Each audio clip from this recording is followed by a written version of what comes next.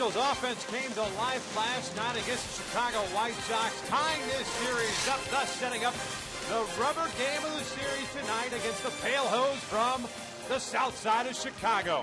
Hi, everyone, from inside the Big A. We welcome you back to Angels Baseball here on Fox Sports West. I'm Victor Rojas, along with my partner, Mark Gubser. About 24 hours ago, all we were talking about, all fans were talking about, was Howie Kendrick getting to start in left field, his first ever start in the outfield. But I tell you what, he delivered once again. Yet another multi-hit performance for Howie Kendrick last night, and overall, 322 in the American League. That is ninth, and we mentioned the multi-hit games, 18. That is first. Getting job done both offensively and now doing it defensively on both sides. Yeah, no matter where Mike Scioscia puts him, whether it's second base, first base, or now in the outfield, he's been producing 18 extra base hits. His ability to be able to drive the ball up the middle. When you go in the inner half of the plate, now he's able to get the bat head out and drive the ball consistently, including his 18 extra base hits, 6 home runs, a couple on the left, a couple in the center, and of course a couple at the right center field. So he has that ability to do whatever the pitcher does to him. He tonight's one of those guys that will go away a lot, so look for him to drive the ball hard to right field and get some more extra base hits. He did a pretty good job out in left field, although it was after he moved to first base. A couple fly balls are actually hit out to Reggie Willis, so he didn't get a chance to field the fly balls in yesterday's ballgame. But Howie back in the lineup and in left field. He'll be playing behind the youngster, Tyler Chatwood, taking on Jake Peavy, making his 2011 debut. We've got lineups and first pitch right when we return.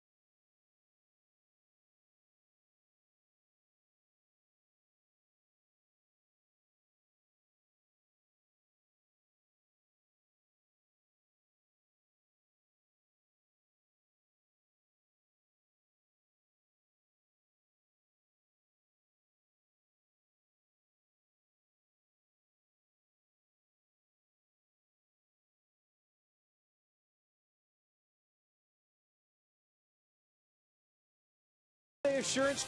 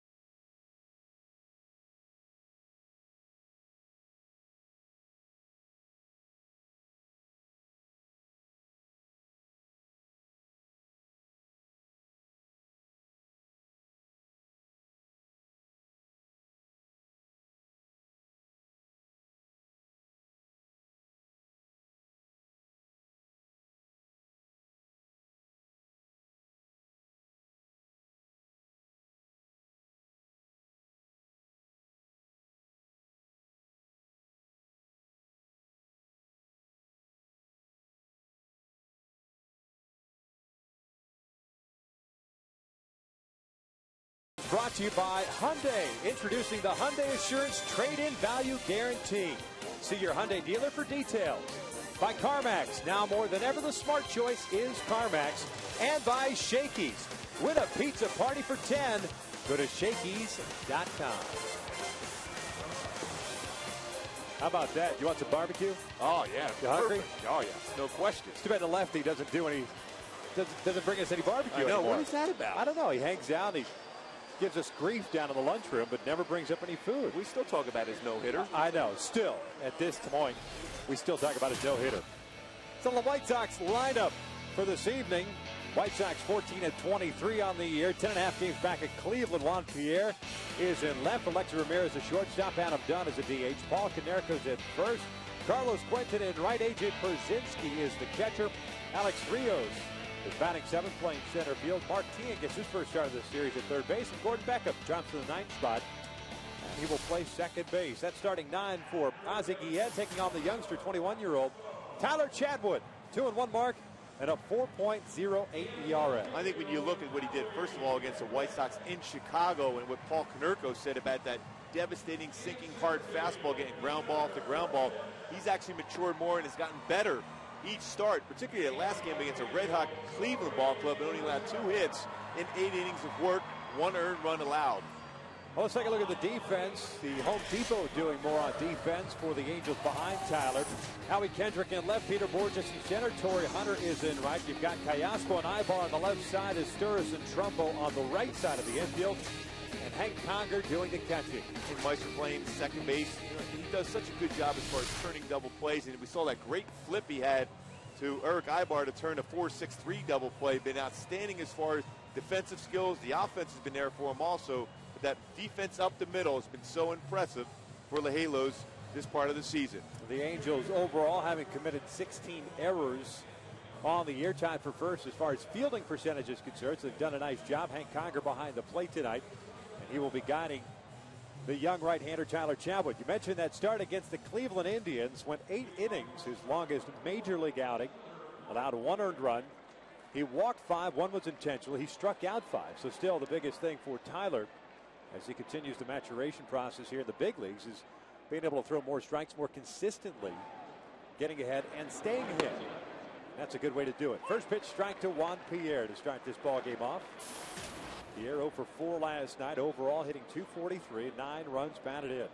Swings and hits one towards short, knocked down by Ibar. That's going to be an infield base hit, I would imagine, and it is.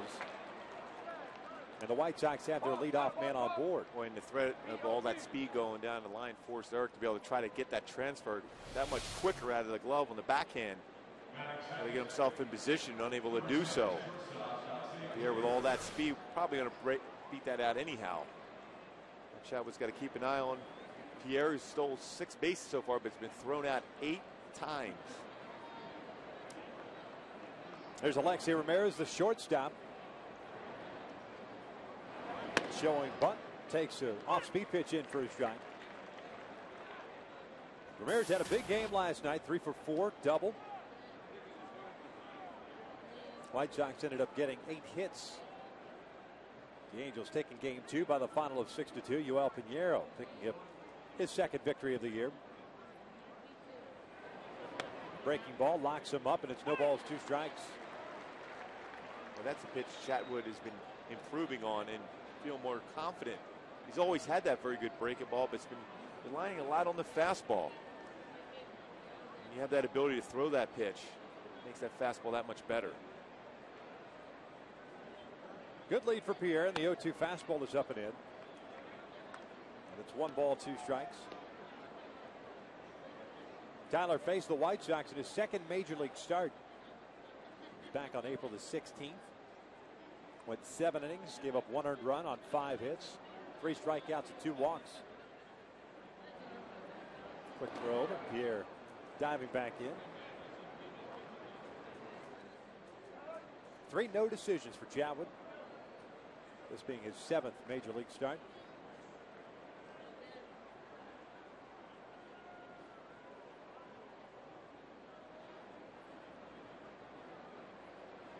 One-two, grounded to third. Callasco will feed Esteuras.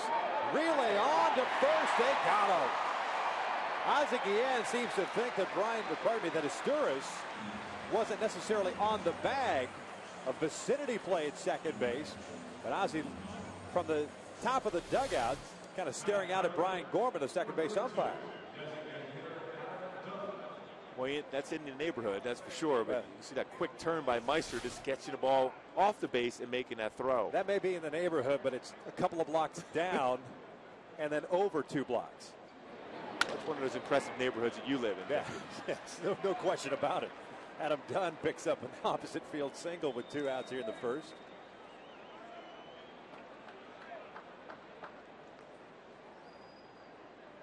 Ozzie not happy with Brian Gorman.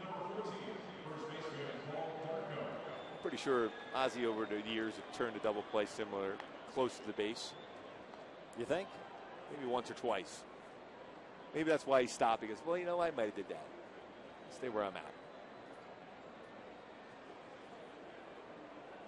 Pretty good player in his own right. Well, he had great range. It's a tough out also. I was going to say, I didn't like facing him a whole lot. He bought into that whole Charlie Lau. Yep, inside out, the split, that handle the bat, go through. Then you can get him inside with a fastball, but he did a great job of covering anything on the outer half. Had a lot of those guys at that point where Charlie Lau was kind of teaching that philosophy. Frank Thomas, Robin Ventura got into that mode. Swing it down through the baseball. And that high follow through. Walt Hriniak carried it over. Is really a disciple of Charlie Lau. Exactly. When we used to go through scouting reports when we had to face the White Sox, we were thinking, you got to be able to throw fastballs in because it'd be difficult for them to get the good part of the bat because they're throwing their hands through their swing first and then able to generate power. A-Rod is one of those guys right now, similar type of swing, where he throws his hands first and then able to get the barrel of the bat through and drive it. Tyler falling behind here on Konerko. 3 balls and no strikes. Konerko hit his 9th home run of the year last night. 1 for 4.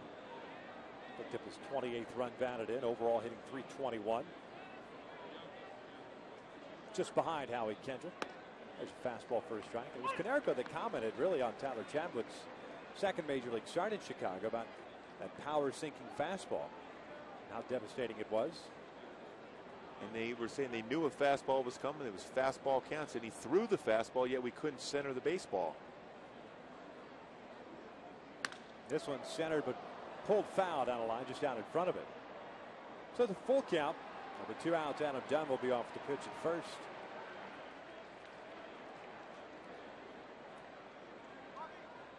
In 7 innings, only 1 earned run allowed, 5 hits. Tell you what, if he's comfortable throwing a curveball right now, this is a good time to throw it. National TV and a rain delay to boot. It was really warm too. Yeah, it was balmy. Yeah.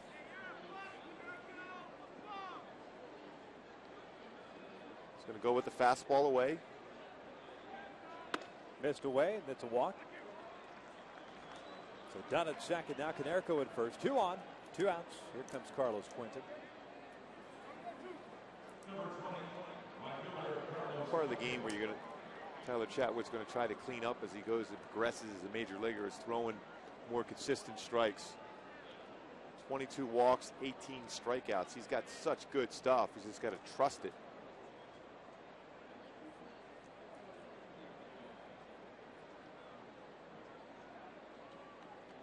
Quentin 0 for 4 last night. His average of .271. That fastball caught the outside corner. It's Dan Bellino calling the balls and strikes tonight. Larry Vanover over at first. Brian Gorman, we've touched on briefly already. He's at second. Tony Randazzo is over at third. Tony did a nice job behind the plate last night. 0-1 pitch. Up and in. It's 1 ball, 1 strike.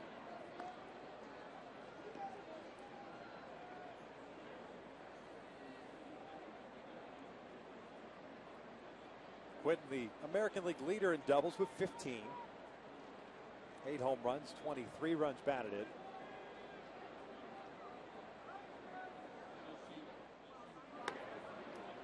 Just up and in. It's 2 balls and a strike.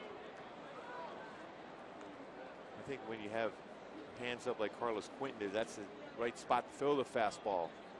Didn't miss by a lot on the inside corner, but certainly the spot where You would think because his hands held up high like that, he'd have a difficult time getting through his swing.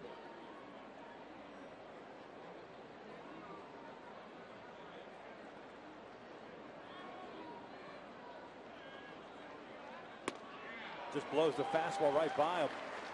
Perfectly located, too, on the outside corner, 2-2. Boy, 94 miles an hour. He has that ability to rush that fastball 94, 95, but also the ability to sink the fastball.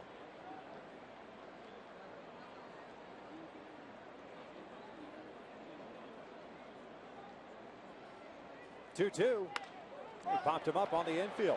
There's Sturris and Trumbo. It's Meiser with the call. That'll end the inning. No runs, 2 hits, 2 left on for the White Sox. Angels coming up here at the bottom of the first. We're scoreless.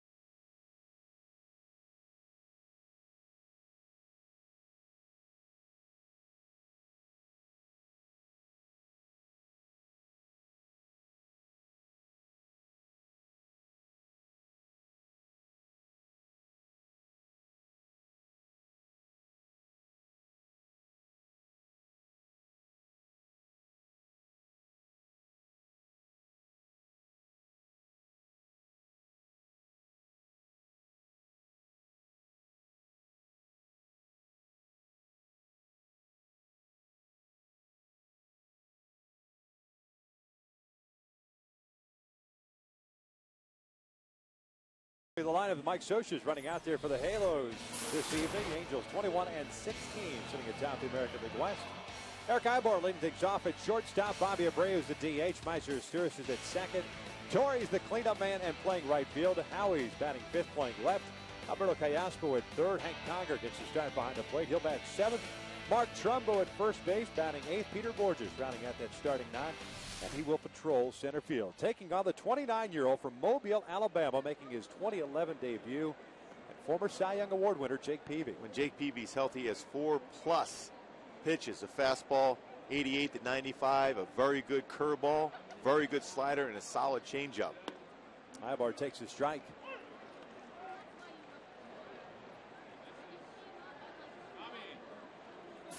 Eric Ibar sent his hitting streak to 9 games last night. Ended up going 1 for 4 as he takes a strike. And it snowballs 2 strikes now.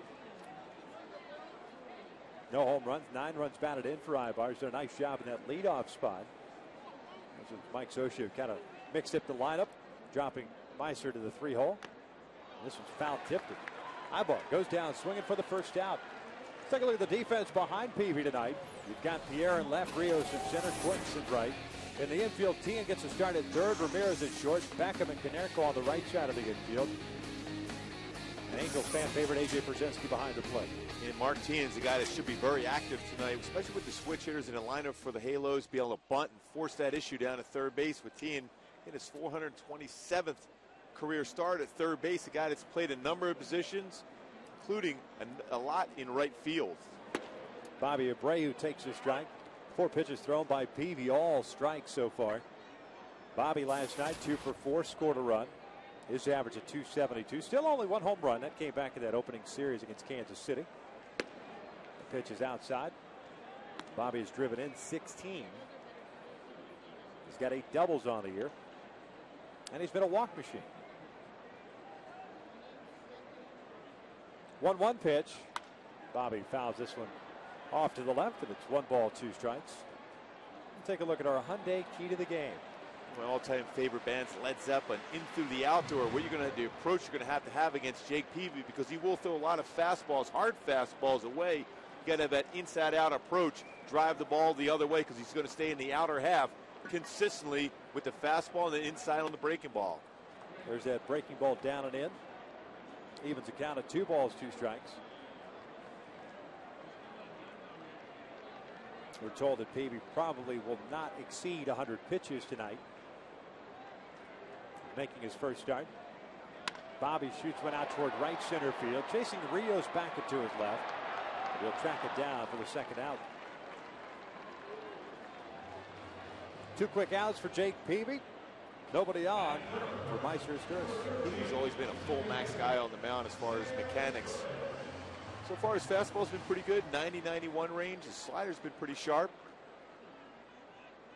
When he's strong, he's up there around 94-95 on the fastball, but he has the ability to sink that fastball also. Izturis takes a strike. He was touching 94-95 in his last rehab start. He had 5 rehab starts between AA and AAA. Went 1-1 with a 5.09 ERA. Meister shooting this one foul. Now it's time for a Coors Light cold hard blast. Last night, Meister batting from the right side gets a fastball that was elevated against John Danks, hits the ball out to center field over Rios' head. Meister continues to drive the ball. Now it was a Coors Light cold hard blast. Just got a piece of that breaking pitch, keeps his at bat alive at no balls, 2 strikes. Danks for the White Sox last night ended up giving up 6 runs on 10 hits in his 5 innings of work. And still winless on the year. Danks drops to 0-6 now. Peavy ahead of the count and no balls, 2 strikes. Meister shoots one toward the alley at left center field. That's going to fall in there. Pierre, I don't know if Pierre got a bad read on it, but that ball seemed to hang up a little bit. And I thought for sure he was going to have a play on it, but Meister has a 2-out knock. Well, that's one of those plays, too. You can afford to make that and take that chance because it's not going to go far away from you even if you don't make the play.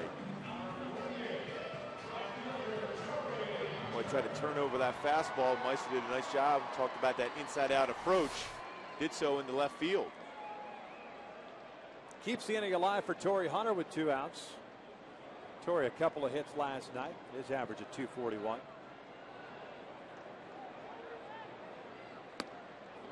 Takes a big rip there, comes up empty, and it's no balls and a strike. And Torrey seems to, I don't know, maybe he's fallen in love with the Sanford and Son theme song. Keeps using it as his walk-up song here. And why not? It is a why catchy would you tune. not? Yes. Absolutely. Harking back to the days in the 70s. Still in my diapers. You were what, 23, 24? 21. Fresh out of college. No. Listening to Leonard Skinner. Yeah, it is. Right? Freebird.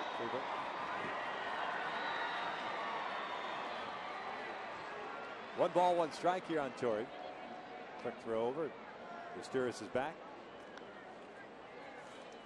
If you recall, Peavy's last start of 2010 was last year against the Angels. That was on July the 6th. Detached latissimus dorsi muscle back of the right shoulder. Meister takes off. That pitch is a strike. The throw down for Pierzynski is not in time. A stolen base for Izzy. And the Angels have a man in scoring position here. Izturis with his 4th stolen base. Good opportunity to do so. Last year against Jake Peavy, base stealers were successful 12 out of 15 times. Pretty quick to the plate, but because of all that movement on his pitch, it's a difficult time for a catcher to catch and throw with that type of movement as Meister gets into scoring position. A.J. Pierzynski now 2 for 25 and throwing out would-be base stealers. Torrey delivered in the first yesterday. He just got a piece of that breaking pitch. And the count remains at 1 ball, 2 strikes. Torrey picking up an RBI yesterday, scoring 2 runs and also stole a base. And that was 16 ribeyes on the season. Mark Trumbo still the team leader, 17. But Callaspo, Hunter, and Abreu all with 16. Another slider further away. 2 balls, 2 strikes.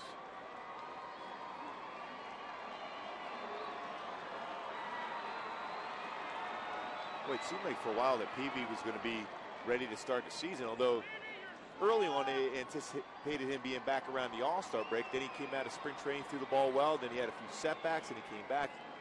A lot of steps forward, but always a few steps back before he finally made it back here tonight. Huge lead for Asturias. The 2-2 is fouled off to the right. Miser practically halfway between second and third. If he wanted to take third base, he could. Alexi Ramirez, the shortstop, playing toward the hole. They're playing Torrey to pull on the infield. Playing the opposite way in the outfield with Rios shading him toward right center.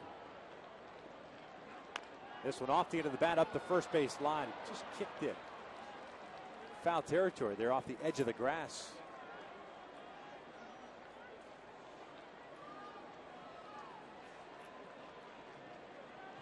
Pretty good battle here so far for Torrey against Peavy.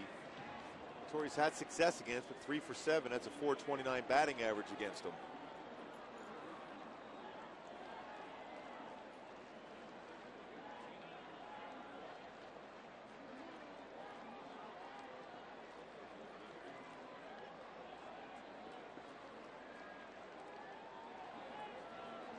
Two.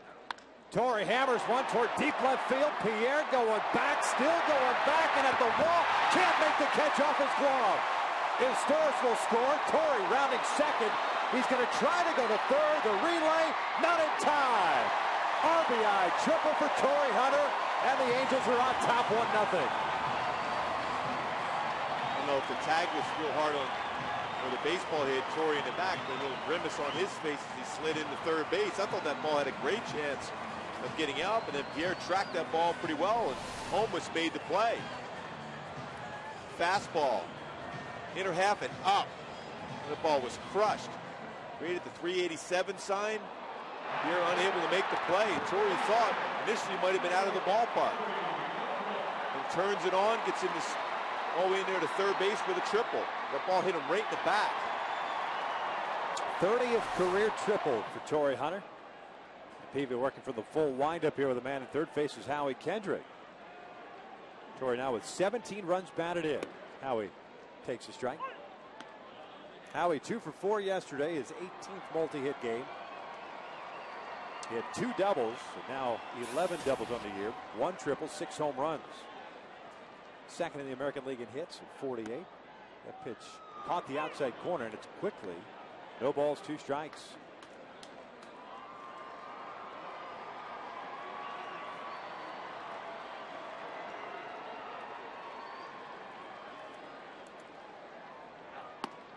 Check swing. Persinski wants an appeal. He did not go, says Larry Vanover.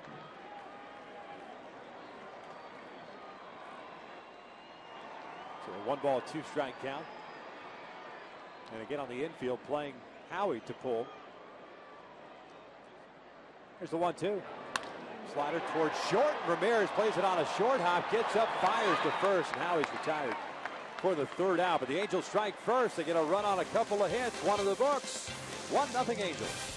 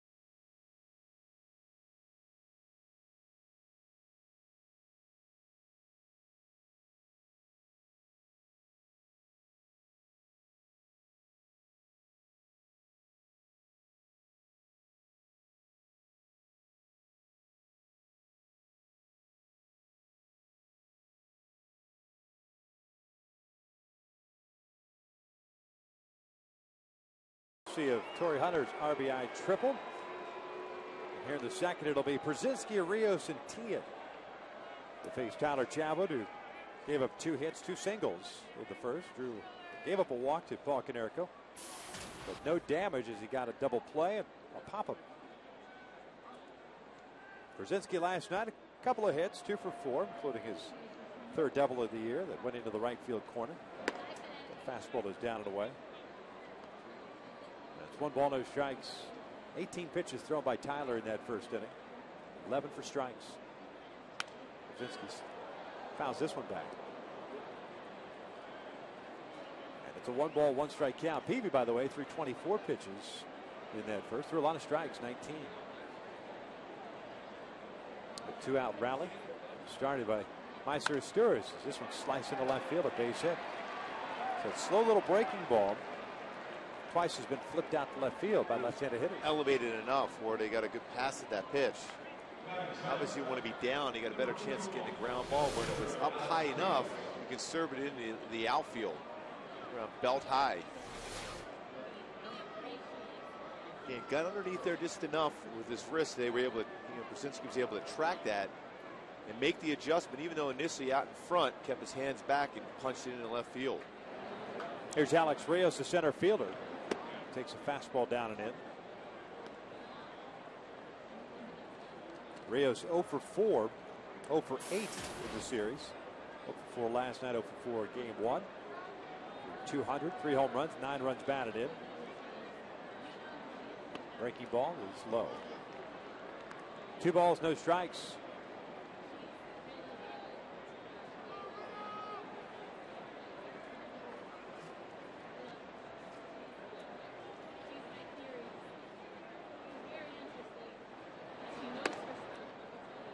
Chata falls behind here on Rios at 3 balls, no strikes now.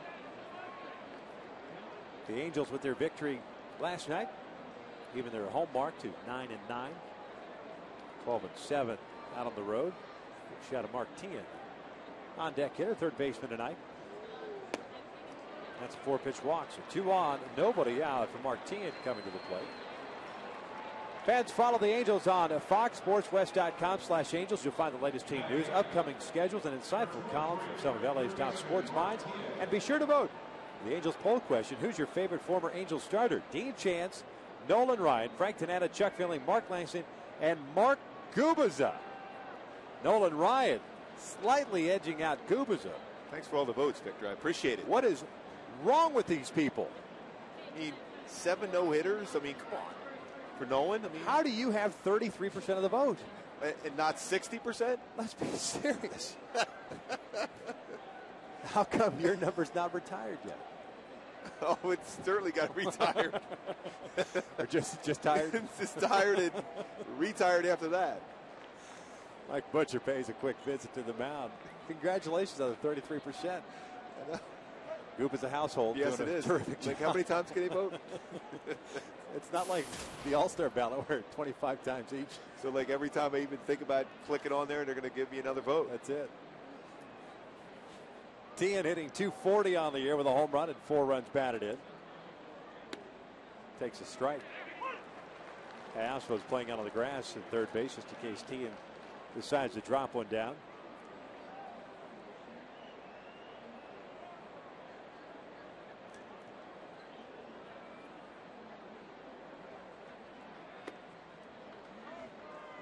It's a 1 ball, 1 strike count. Pierzynski had a leadoff base hit. He stands at second. Rios follow with a 4-pitch walk. He's over at first.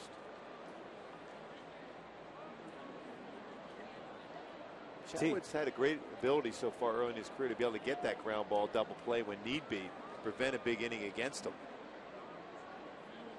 This one hit in the air down the left field line. Howie Kendrick getting a chance to get his first fly ball. Makes the catch. Pierzynski's tagging, but now he's got a pretty good throwing arm. Ball gets away from Kayasper, but Tyler's right there.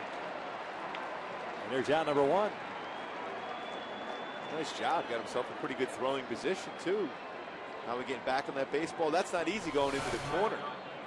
He's going to go a long way, too. That baseball's going to go away as a left-hander. Got himself in throwing position and a strong throw. Good thing to see, too. Under control. and going after that fly ball. Exactly. A lot of times, you know, especially when you're not used to that position, your feet start to move a little bit more, and then, of course, your head starts to move around, then you miss the baseball. So 1 out, and here's Gordon Beckham, the second baseman. Breaking ball rolled foul up the third base line. There's no balls in the strike. Beckham went over 3 last night. He did have a multi-hit game in game 1 of the series, including a home run, his 3rd of the year.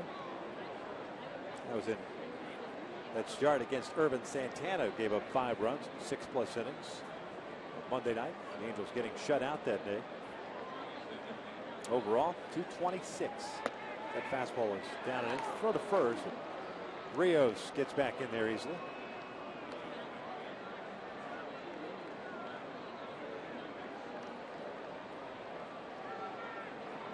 We're being told now that the news is official on Kendrys Morales. He will be scheduled for another surgery and is due to be out for the rest of the year.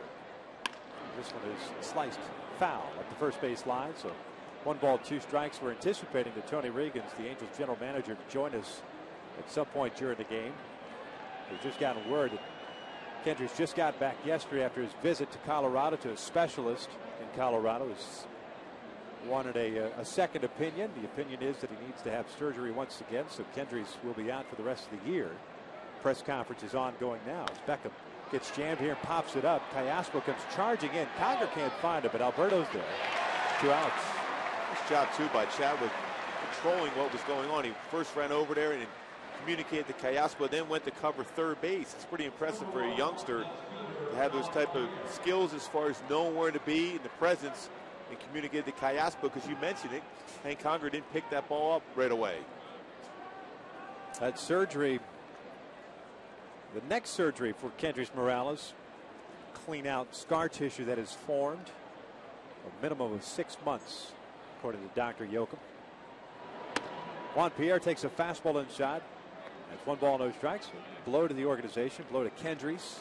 That's what you think of Kendrys, because I mean, he was coming into his own, and we talked. Remember last year we talked with Mike Scioscia before the injury, and we were all in agreement that you're talking about arguably one of the top 3 first basemen in all of baseball. Mark Trumbo with a terrific diving stop, robbing Pierre of would-be extra bases, and it's the 3rd out here in the 2nd. We'll talk more about Kendrys Morales with Tony Reagans. But Mark Trumbo getting the job done defensively. We head to the bottom of the 2nd. It's 1-0 Angels.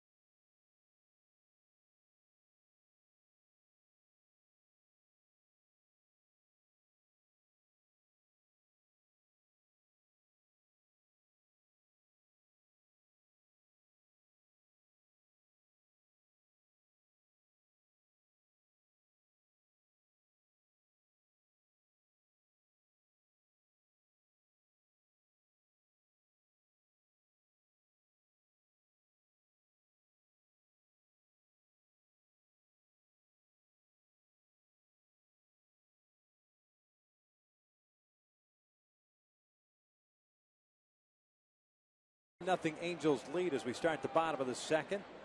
Trumbo 3rd up here in the 2nd against Jake Peavy. Alberto Callaspo first man up, and that fastball. This is outside. It's 1 ball, no strikes. Callaspo, Conger, Trumbo here for the Angels in the 2nd. Alberto Season high, 3 runs batted in yesterday as he slices this one foul. It's a 1-ball, 1-strike count.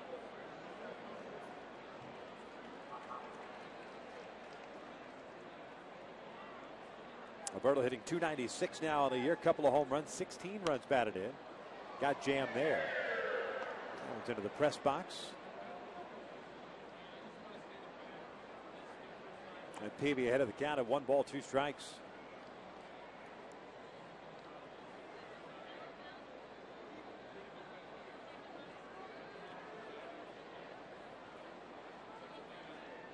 One-two on its way. Lays off the off speed. It is 2-2.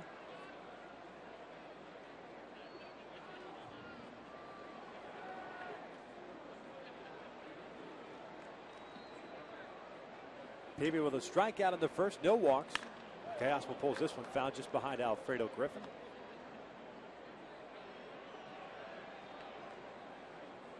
And Peavy he threw 24 pitches in that first inning. He's been a strike throwing machine. 22 strikes. Highly unusual, especially when it's your first start back after the type of surgery he had last year. This one rolled over to second. Beckham is there. And Teoscar is the first out to start the bottom of the second. Hey, folks, celebrate 50 years of Angels baseball during the 2011 season with the Flex Plan. Select the 20 games you want to see for many Angels home games and receive tickets to Fan Appreciation Day free of charge. Buy your Flex Plan today at angels.com/mini-plans or by calling 888-796-HALO. 1 out, nobody on for Hank Conger.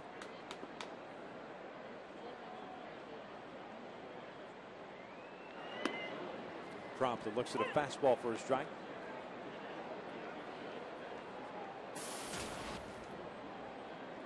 Hank got to start Monday. Ended up going 1 for 4. As he swings at the towering fly ball to shallow right field. Long run in for Carlos Quentin. Beckham going out. Nobody can get it. It's a foul ball. Yeah, long swing like that initially will freeze an outfielder. So Beckham had to go a long, long way to try to make that play and unable to do so.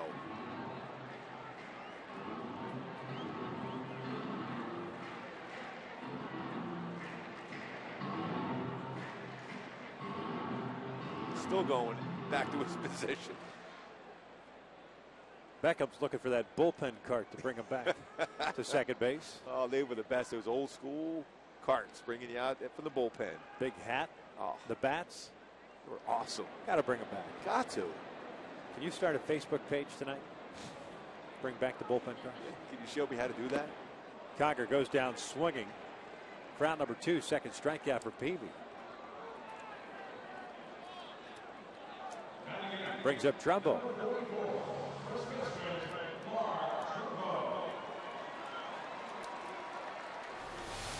A real good view of this changeup he throws. A variation between a palm ball and a circle changeup, but it has that great, almost like screwball type action running away from a left-handed batter. Sells it because he throws that same arm speed as his fastball, but the grip itself knocks off about 12 miles per hour on the pitch. Goes slider, first pitch to Trumbo, and it's 1 ball, no strikes. Mark last night intentionally walked twice. And we'll be seeing a lot of playing time at first base throughout the year. Kendry's out for the season. It's 2 balls, no strikes. Well, this will certainly be a challenge here tonight against Jake Peavy, who's always been very tough against right-handed batters. You can see there with back-to-back sliders, but Trumbo tracked them very well and did not swing at them. 270 on the year, 6 home runs, 17 runs batted in. Swings through that one. It's 2 balls and 1 strike.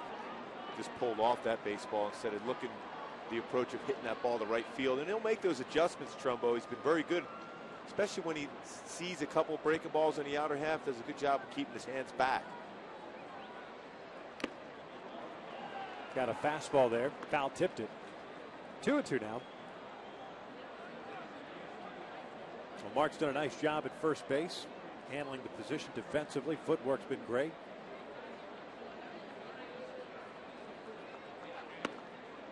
Got him on the outside corner through that 2-seamer. And Peavy has himself a 1-2-3 inning, including his 3rd strikeout of this game. 2 in the books. Angels still lead it.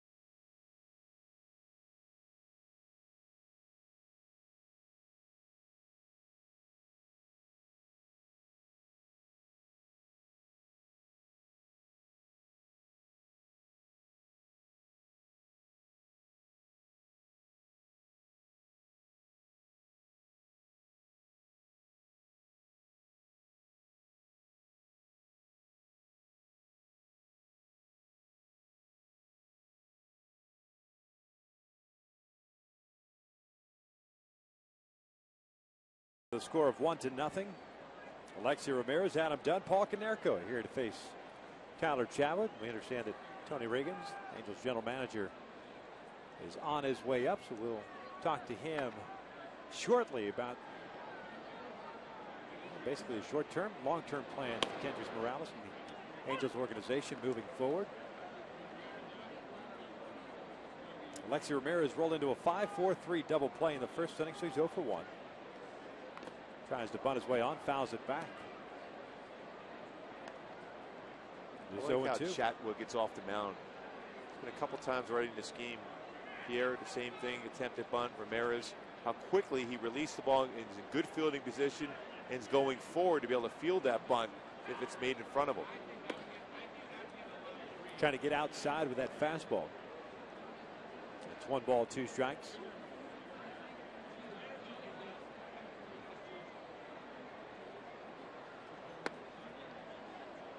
Two and 2.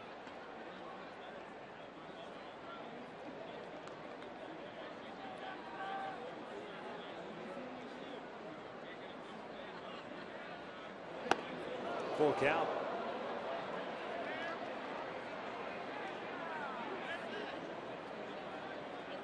Boy, back-to-back fastballs. You like to see that, repeat that fastball inside after you throw 1 in there.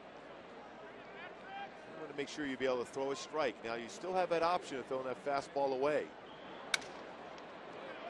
Broken bat. Chatwood retires Ramirez for the first out. And you see how he lands it. He's in good fielding position. A lot of times the pitcher will fall off and reach back and unable to make that play. I got to ask you, though, there are times that we've talked about Tyler Chatwood and his, we're going to take a look at his fielding position here, pretty much straight up. But we talk about his momentum on the mound and the tempo that he likes to keep, a very quick tempo. Does that hurt him at times as Adam Dunn takes down low? Can he get too quick with that momentum and thus kind of losing that release point? Yeah, there's certainly that challenge for him, because a lot of times when you're that quick, if you're speeding through your delivery, all of a sudden you're landing at times and then your elbow's dragging. That's why you see some pitches not located exactly where he wants. Sometimes break a pitch, flattens out. You want to try to be quick as far as your pace, but you don't want to be quick when you're going through your mechanics. If you can stay back just long enough to stay over that pitching rubber to work downhill, that's when you can be successful. It's 2 balls and a strike on Dunn, who had a base hit the left field in the first inning. But I agree with you, Victor. Sometimes when you're that quick, you just want to get that baseball. You got the adrenaline going. You're landing, and all of a sudden you're trying to play catch up with your arm, and it's a difficult task. 2 balls, 2 strikes, and that was my point. It's like sometimes you get too caught up. You want the baseball. You want to keep going.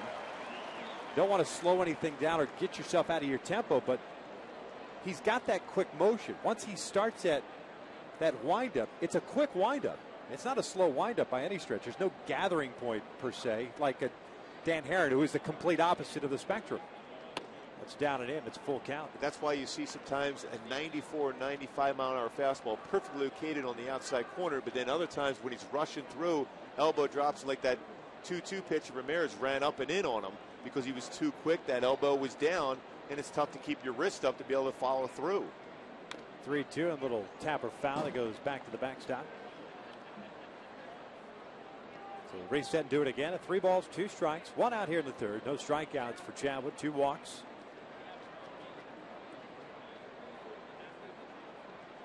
Paul Konerko on deck.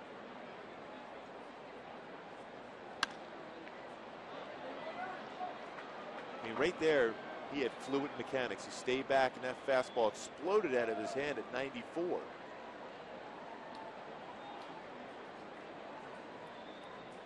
Especially when you're not a real big guy on the mound, so you want to be able to use that leverage, because he is more of a drop and drive from that back leg to be able to generate that arm speed. You have to stay back long enough to be able to have success. Dunn hammers one to deep right field. This game is tied at 1.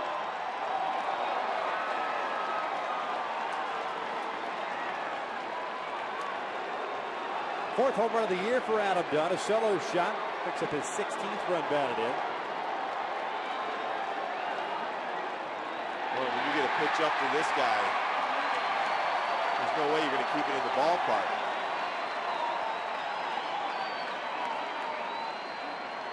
It's thrown back a long way. Pretty good hose. fifth home run that Chatwood has allowed. Boy, you see that. That ball was not located because he got a little quick on his mechanics. The elbow drop, instead of getting that sink down right in the middle. Torrey used to hit him up there when he was younger. That's a long way. Yeah, it is. It's a long way up there. Hey, at least he went back on the ball. There's a lot of outfielders that just stand there and watch that, which was never a pleasurable thing to see. Ibar toward the hole. Strong throw. Canerco's retired for out number 2. The best of all time, but we got a chance to talk to him a little bit while we were at Fenway Park. Jim Rice at the Monster. Yeah. Jim Rice, with his hands on his knees, would just kind of look up to see how far that thing was actually going. And Ricky Henderson at times wouldn't even glance up. Yep. I was never a big fan of that. If I was going to give up a big fly, it was generally going to be way out. I just wanted a courtesy couple steps. That's all. That's all I ask. Make you feel better? Yeah. Yeah. This did it all of a sudden. Well, maybe not. Maybe it won't go. Breaking ball to Quinton. It's down and away. It's 1 ball, no strikes. Quinton popped out. Meiser Sturris on the infield grass stand in the first inning. He's 0 for 1. Breaking ball is upstairs. 2 balls, no strikes. Perfect example of quick mechanics for Chatwood there. Again, he's a high tempo guy on the mound, which is not a bad thing, but you also want to, when you're going to gather up to throw the ball, you want to make sure you have good balance. He falls behind here. 3 balls, no strikes. You can almost guarantee if Quinton gets a fastball, he's going to be hacking 3-0.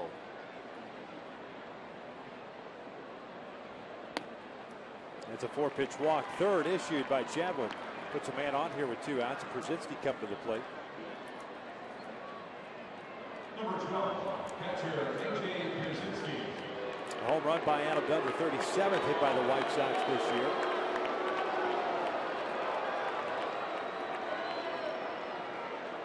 Adam Dunn has a 2-hit game.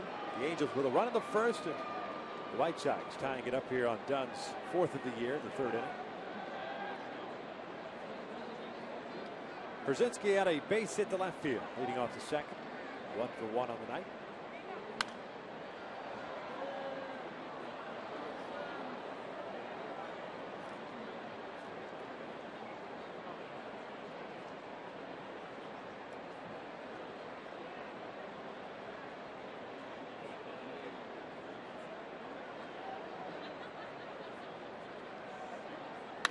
This one down the line. That's a fair ball. Teosimo is playing off the line. Howie will play the carom. Quinton will be stopped at third. It's a double for A.J. Przinsky. Przinsky's had the same approach each at bat, looking away, hitting the ball away.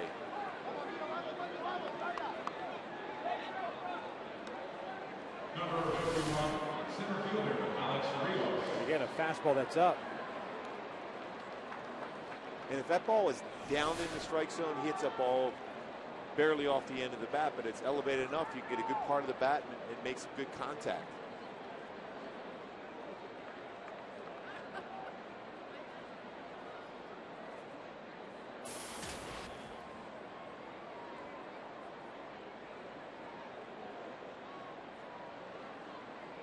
Alex Rios will be stepping to the plate here as Dan Bellino goes out there to break up the rock pile. 56 pitches thrown by Chatwood, 30 for strikes. Got into some trouble in the first inning with runners at first and second. Got out of it. And runners at first and second with 2 outs in the second. And Trumbo made that nice play on Pierre's chopper up the first base line in the inning. And now he's got second and third with 2 outs. Rios drew a walk into second. It's jammed here, and it's no balls in the strike. And the White Sox are an aggressive bunch. They get first pitch fastball, they'll certainly let it fly. They're up there hacking. They're looking to get that fastball. They don't want to be put in an account where you're going to have to hit a slider or a changeup, curveball. They're looking fastball and hoping to get it early. Fouled straight back on another high fastball, and it's no balls, 2 strikes. But we saw a couple of breaking pitches early on by Tyler, and you wonder if the ones that have been hit all of a sudden have kind of backed him off that off-speed pitch. We've seen a lot of fastballs since then. You just got to fight and get command back for that pitch. It's a very important pitch for him. Exactly that one right there again. That's the pitch. As a pitcher, you want to stay back longer because, boy, when you're out in front, your arm is dragging through, and then you have to have that snap at the end with your wrist to be successful with it. But it's all done at the end. You have to have your body in control over that rubber.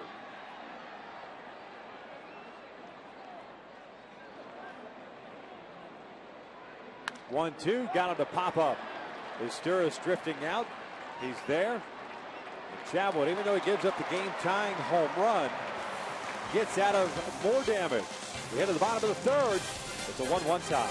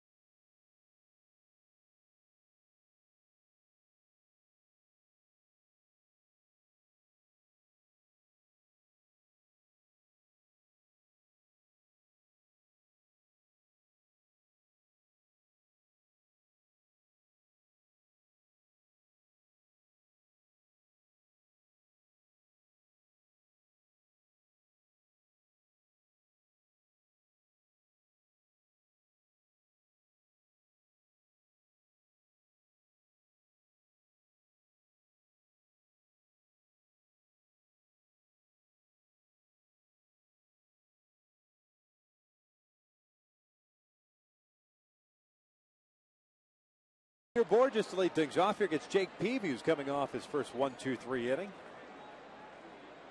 including a couple of strikeouts of Conger and Trumbo. 3 strikeouts for Peavy.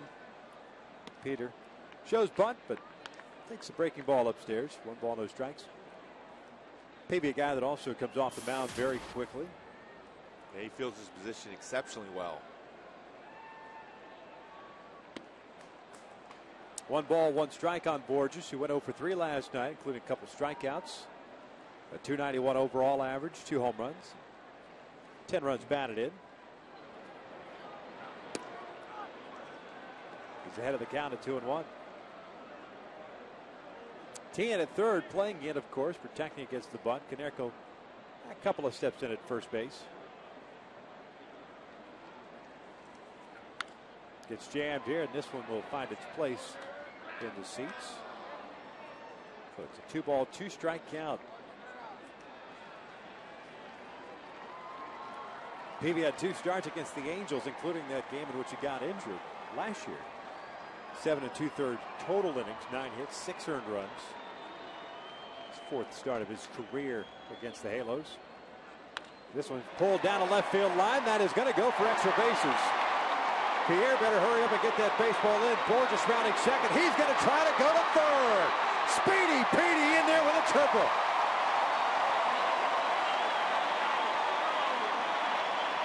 That doesn't happen too often. You hit a ball to left field, and the left fielder makes a pretty good play, cutting that off and get into third base rather easily. I mean, that's one of those tricky places in left field. You got to play along the wall, so you're back up against the wall. But Borges right out of the batter's box thought triple. And that's the important thing. Never slow down, cut around that base at second base, and slides in for a leadoff triple. Just right down the line, and Pierre did a nice job as far as fielding it in there, getting it in as quick as possible, but no chance against Borges. I mean, that ball's left field. Left field, Did not get hung up on any part of the padding.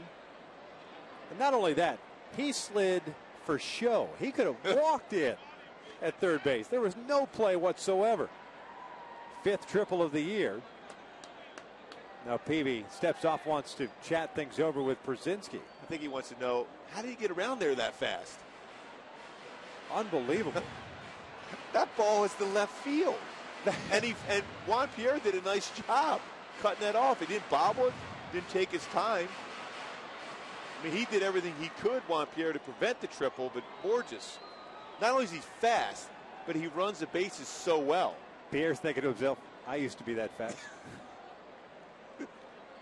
He is fast, but I don't know about that fast. Ibar fouls it back. It's no balls on a strike on Eric, who struck out swinging in the first inning. So he's 0 for 1.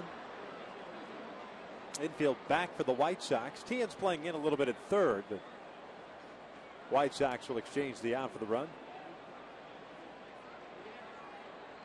Or the run for the out.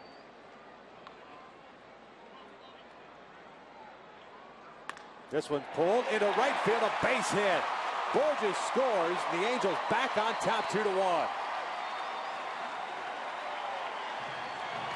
Well, again, we talked about good piece of hitting once again for Eric Ibar. It went down for that fastball, down in the strike zone, dropped the head of the bat, and hit a rocket in the right field for an RBI single. Continues to swing the bat exceptionally well. I mean, when you think about it, if you're a pitcher, you feel you executed a pretty good pitch. That ball was down below the knees. But Ibar did a nice job of going down and having his hands through the ball and driving in the right field. And Peavy, for the most part, has done a nice job of keeping the ball in the bottom third of the strike zone. Ibar extends his hitting streak to 10 games, picks up his 10th RBI, and Abreu takes down and away. Bobby hit a fly ball to center field in the first inning, so he's 0 for 1. Ibar with 9 stolen bases on the season. With a 1-0 count, you've probably taken away the option for Ozzie Guillen putting on a pitch out. Quick throw over there. Ibar back.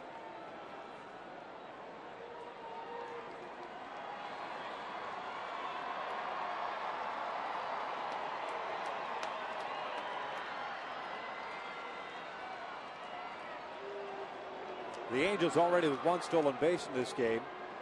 Estero stole second in the first inning, came around to score on the Torrey Hunter RBI triple. 4th stolen base for the Angels in this series. Ibar takes off. Bobby grounds one towards short. Ramirez has to go back. He's so quick with the glove and the feet. Able to get back to that baseball and get Abreu for the first out. Ibar advances to second. Well, you're right on that one, Victor, to be able to get back on that and able to field it and throw all in one motion. That ball looked like it was going to trickle back into the outfield for a base to be first to third. Instead, gets him at first. Key to the whole play is how quickly gets rid of the baseball. Sometimes you get guys that'll do that little slide to the backhand, get up, and then kind of crank it up. He just got rid of it as quickly as possible. From his knee, and a strong throw. Like Derek Jeter's a guy that will field that ball and jump in the air to make that throw. Meiser rolls over this one to backup. Estero retired for out number 2. Ibar advances to third. But there are 2 outs now for Torrey Hunter. Right fielder Torrey Hunter.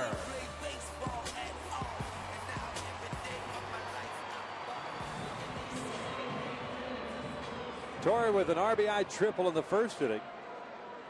I mean, if you're going good, why change up Sanford and Son, right? I was looking forward to that.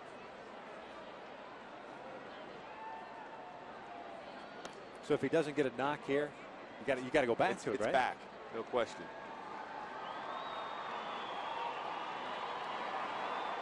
A triple for Torrey, his first of the year, 30th of his career, picking up his 17th RBI. Peavy stays away from him.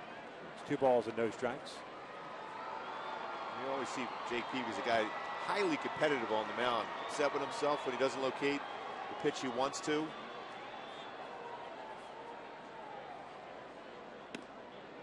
Haven't caught the outside corner for a strike. Game plan this at bat, everything away against Torrey.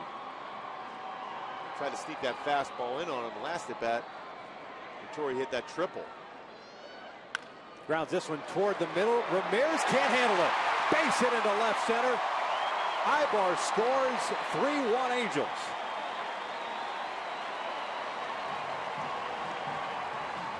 Again, that ball looked like he wanted to throw to the outside part of the plate and ended up going middle in, and it was a ground ball as they're playing on the pole.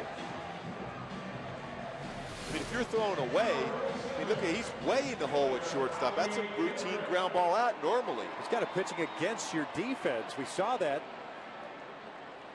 with Torrey in his first at-bat where they were playing him to pull in the infield, opposite way in the outfield. 2 RBI game for Torrey. If you're going to do that, you got to throw sinkers down and in, or throw that cut fastball started at Torrey's waist and get the inside corner. Because if you're throwing something away, unless Torrey's way out in front, he's going to roll over on an off-speed pitch, he's going to hit that fastball up the middle, and it was a successful hit. A couple of throws over, trying to keep Torrey honest over there. Howie Kendrick at the plate, 0 for 1. He grounded to short. His first time up.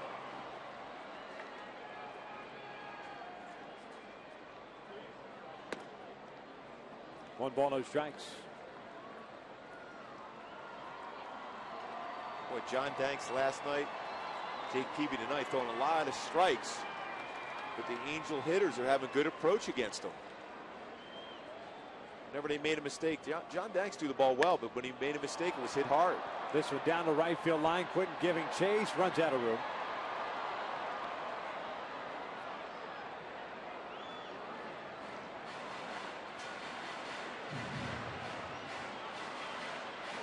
And it's a 1 ball, 1 strike count as Torrey heads back over to first base.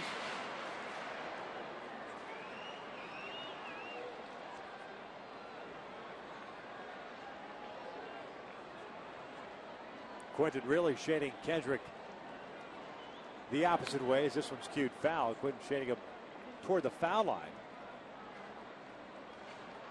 Big gap out in right center field. And Quentin pretty much positioned where Shin-Soo Choo was during that Cleveland series over the weekend. Almost like a dead pull left-handed batter.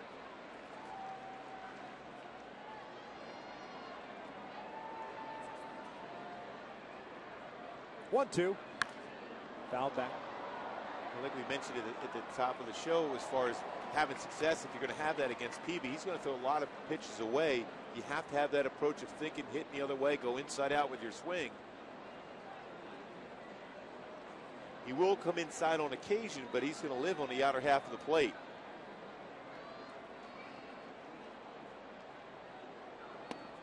They got him with that sinker down and in. Kendrick goes down swinging. 4th strikeout for Peavy. The Angels get 2 more, and they lead it 3-1.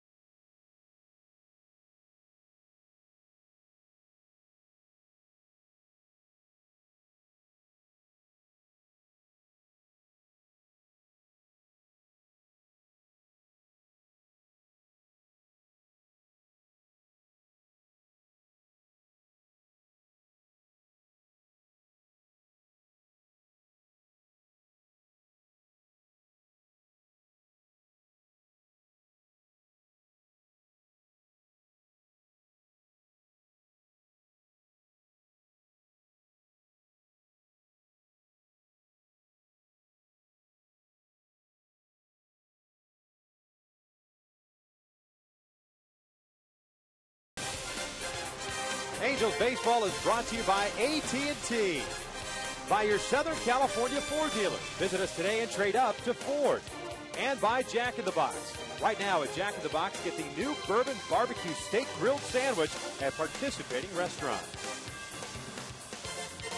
Top of the fourth here at the Big A. It is 3-1 Angels. Our pleasure to welcome in Angels General Manager Tony Regan's kind enough to join us here in the booth. I know it's been a very busy 24, 48 hours for you with everything going on with Kendrys Morales, and we've kind of broken the news to some of our viewers out there as to what's happening with Kendrys. We want to hear straight from the horse's mouth. What is the prognosis for Kendrys? How long will he miss? He's going to miss the season. The injury obviously is season-ending. Had some complications with the recovery process, and that happens with these types of injuries. The impact that he sustained, jumping on home plate was significant. It's a blow to us, no question about it, but it's something that we have to overcome. Now, what do you do with that? I mean, obviously, the club will be addressed with this after the ball game today. The team has been playing very good, but you've been counting on it, and everyone's saying, well, when did you get that big bat back in that lineup? Do you feel comfortable with what you have right now as far as run production? You always want it to score runs, but there's other things in the ball game that you have to do, whether it be pitching well and playing good defense and getting timely hits. And I think we've been able to do three aspects of the game very well. We've been able to swing the bats decently. We pitched well and we played good defense, and thus we've been in ball games basically every night.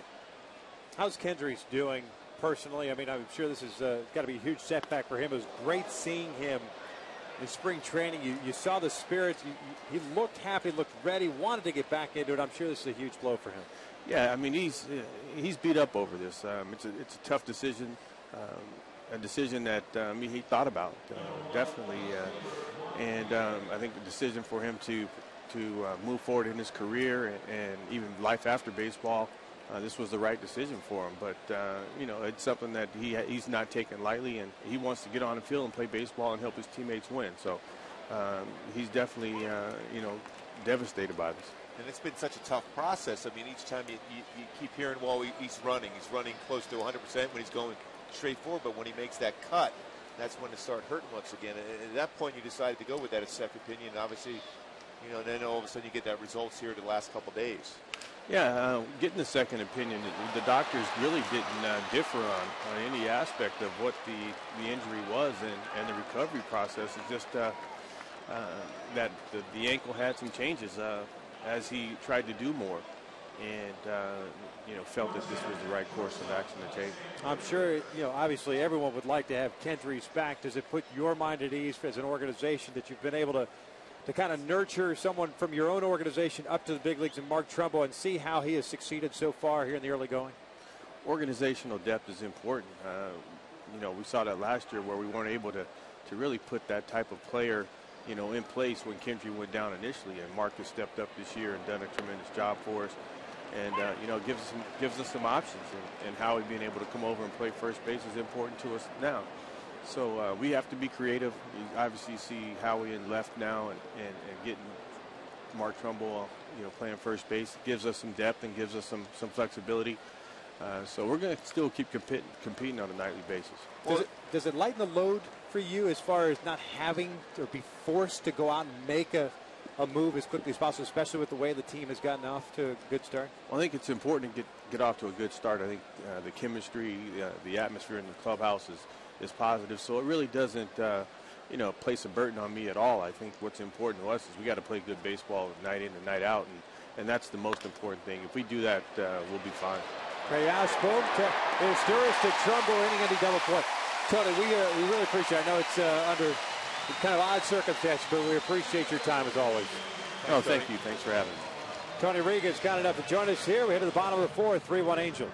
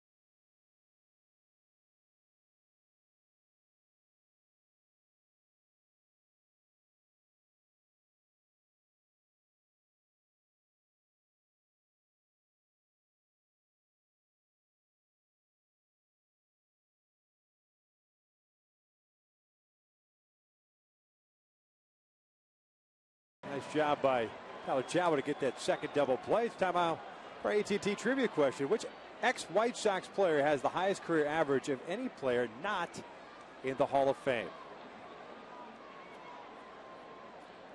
Well, Harold Baines? Frank Thomas. Well, that's right, because not eligible yet. Yeah, he's not in the Hall yet. Roberto Callaspo takes a breaking ball for his strike. The Angels sending up Callaspo, Conger, and Trumbo here in the fourth. I'll tell you what, if people don't vote for Frank Thomas when he becomes eligible because he DH'd a lot of his career, that's going to be a joke. Rolled foul. It's no balls, 2 strikes. Well, I don't disagree with you. And I think you're kind of getting a gauge as to how Hall of Fame voters feel about the quote-unquote DH with Edgar Martinez. You know, people kind of feel that Edgar belongs in the Hall. He was a DH for a good chunk of his career. Came up as a third baseman. Roberto takes out John. It's 1 ball, 2 strikes. But I think Frank is in a kind of a different world. Played first base for a long period of time, then DH, and then put up some big numbers. I mean, his numbers, what, for about a 3 or 4 year period, only Ted Williams had numbers like Frank Thomas. Pierre makes the catch for the first down here to start the 4th inning. Brings up Hank Conger. As far as batting average, walks, on base percentage, home runs, RBI, everything you could imagine offensively, he did. Yeah. And talk about a guy that you feared at the plate. That was one guy that you definitely feared at the plate.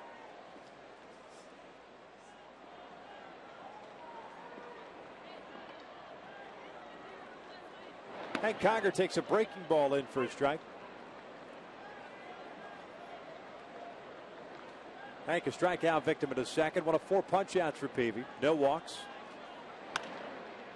Jams Conger here, pops it up on the infield. Ramirez is under it. 2 away.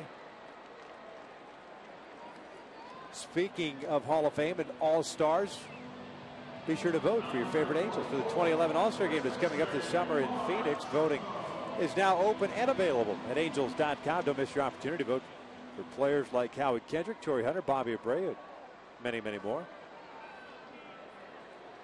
Do it at Angels.com. Tell you what, Tony Reagans did a good job there in that interview just trying to explain. I mean, it's a difficult thing to have to come up and talk about after you get that news and to have to deliver that to the media as far as losing your best run producer for the season again. Right. When the anticipation was being able to have him back and put him back in the middle part of that lineup as Trumbo takes a strike and evens the count. But you know what? As he said when we were finished, it is what it is. You just move forward. There's nothing you could do about it. You can't dwell on it. So far, the guys have done a heck of a job coming out of spring training. 5 games over 500. Hit the ball well. Situational hitting is getting a little bit better. Pitching's been exceptional. That always happens. And again, he mentioned the pitching and defense. If you have those 2 phases going, you always have a shot. And if guys put up good at bats, then you win these ball games. We've seen some good approaches, in particular at home here the last 2 games. Hitting the ball up the middle, driving the ball when a pitcher makes a mistake. When it's elevated, hit it hard. When it's down, go inside out on the swing. 2-2 off the end of the bat towards second. Beckham has it. And Peavy has a second 1-2-3 inning. For the books here at the Big A, it is a 3-1 Angels lead.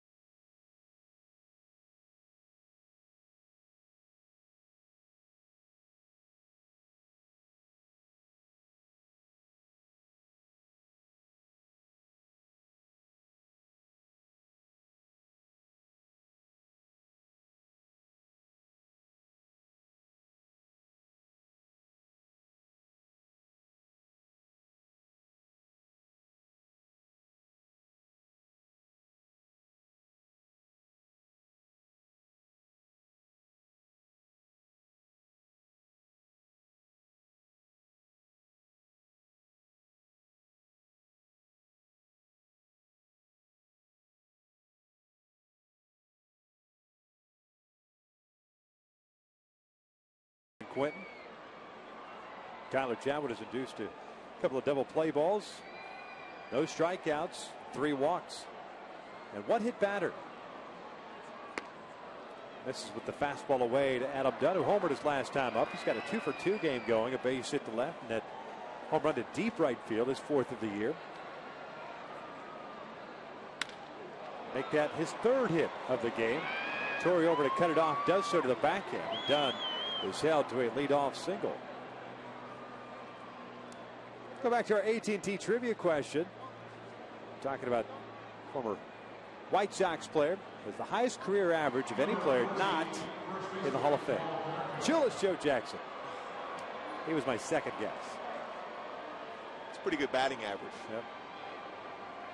Good movie he was in too. Well, portrayed it. Yeah. Field of Dreams. Although, yeah. I love that movie. Field of Dreams. Yeah, I did love that movie. Also in 8 Men Out. Yeah. For me, he's a Hall of Famer. Hall of Famer. Yeah. I also think Pete Rose is a Hall of Famer. There's no doubt Pete Rose Hall of Famer. At least put him up on the ballot to be voted in right now. Konerko bounces it foul. It's no balls, 2 strikes. Here's the thing that I say about Pete Rose. Let's assume Commissioner Seelig decides to say, okay, you're no longer banned per se from baseball. You can't do X, Y, and Z, but you're eligible for the Hall of Fame. His number of years on the ballot should kick in from that point forward. If he hadn't been eligible for the ballot, then you can't count those 15 years against him.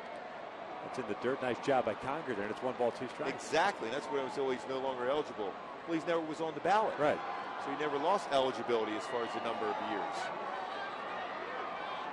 I think he was on like 2 years, I think, or something like that. Then the suspension happened, so he should be allowed to be on the ballot for however many years he has remaining as far as eligibility. 1-2 pitch. Konerko pulls it foul. Konerko's drawn a walk and grounded a short. So an 0-for-1 game.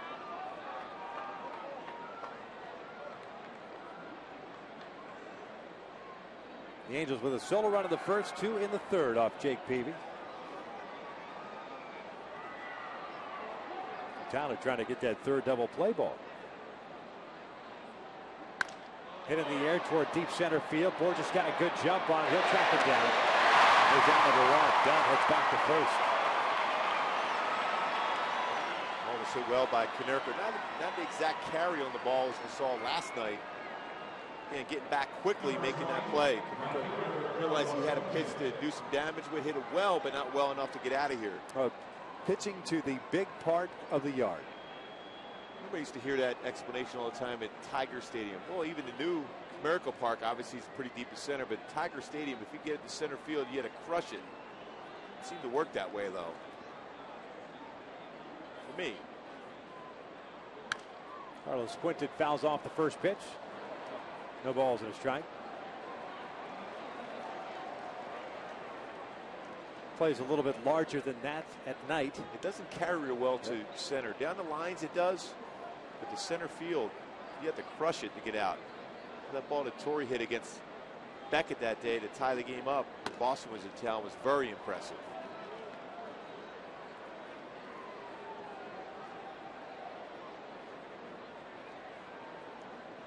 Carlos Quinton 0-for-1. He's popped out, drawn a walk. There's a 1 ball, 1 strikeout here. Chatwood's getting ready to throw his 80th pitch of the night. It's a breaking ball that misses low. 2 balls and a strike. Command of that pitch is going to be so important as Tyler moves on in his career here in the major leagues. The ability to be able to throw that for a strike in fastball counts, utilizing that changeup. You have to throw off the timing of a hitter to be successful.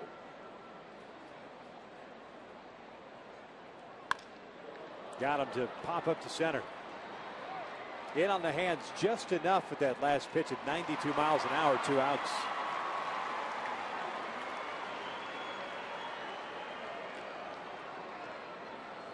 Number 12, So Dunn still at first, 2 outs now. Here comes A.J. Pierzynski.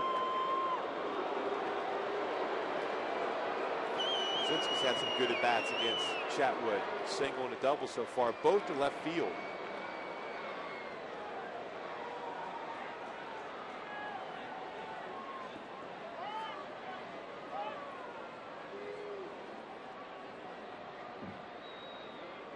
White Sox with a run, 7 hits. They've left 7 men on base. The Angels 3 runs, 5 hits, 2 stranded. It's down in the dirt.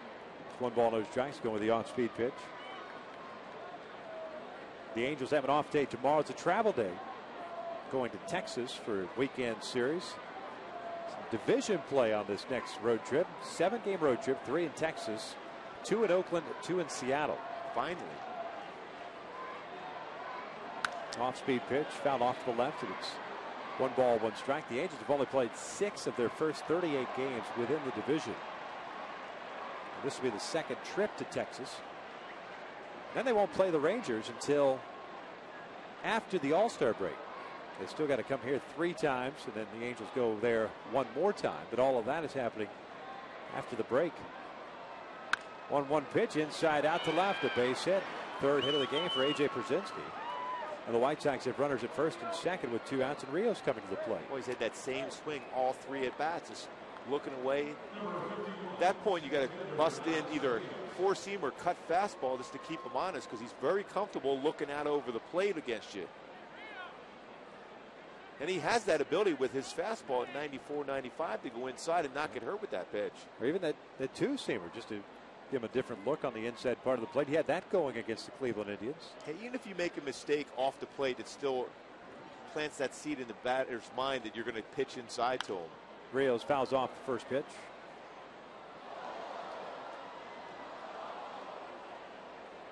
Rios 0 for 1. Walked into second, popped down in the 3rd. Speaking of the Rangers and the Oakland A's, they got their game suspended today. Rained out. They got into the 4th inning, I believe, from 7-0 Texas in the Rains game. That fastball outside, which is kind of odd because it was an afternoon game. You figure you'd wait as long as possible with a 7-0 lead. You're looking for that W. Yeah, you're going to try to wait that out for quite some time, don't you think? Yeah, that's a win. That game was washed away. Yes. They'll have to replay. 1-1 pitch. Rios takes low. 2 balls and 1 strike.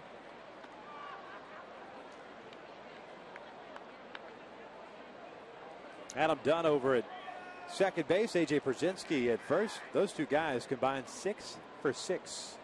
6 of the 8 hits for the White Sox.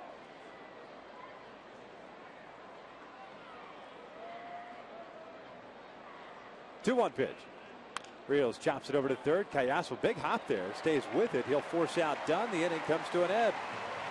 Tyler Chatwood slithering tonight, getting the ground ball out. 3-1 Angels.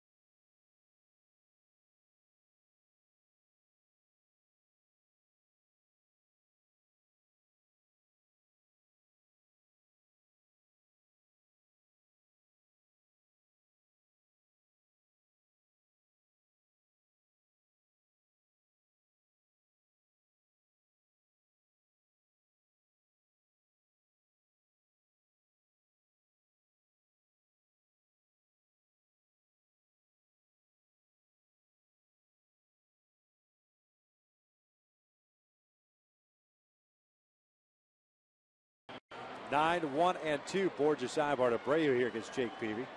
Hey, be sure to stick around. Billy Mack, Michael Eaves, Jose Mota, Tim Salmon. Borges drops the bunt on the third base side. The throw gets away from Konerko. And now it looks like they're going to call Borges out for running out of the baseline.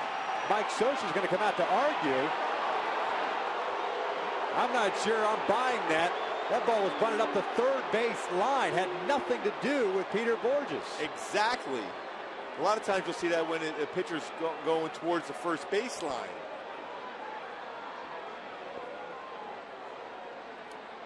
Well, the only reason why that call has been made is somebody must have made aware of the fact that Peter Borges, when he's going out of the batter's box, runs inside the baseline. Otherwise, that was a quick call by Dan Bellino on that play.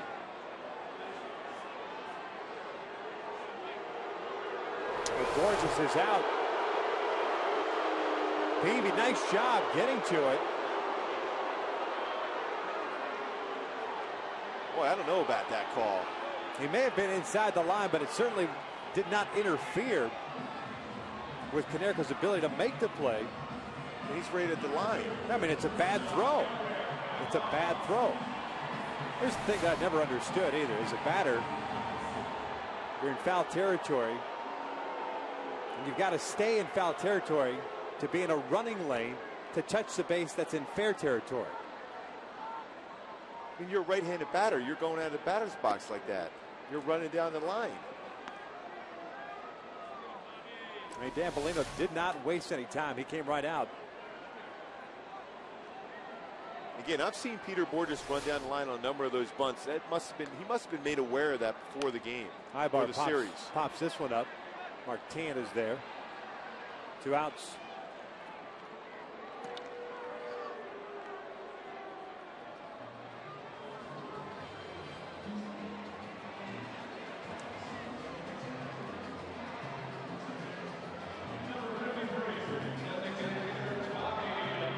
That'll bring up Bobby Abreu with 2 outs and nobody on. Peavy now retired 6 in a row since giving up the RBI single to Torrey Hunter. And just getting back to what I was saying was that make sure to stick around for Angels Live after the game for more updates on the Kendrys Morales injury. And Billy Mack, Jose, and Tim Salmon, as well as Michael Eaves, immediately following the game.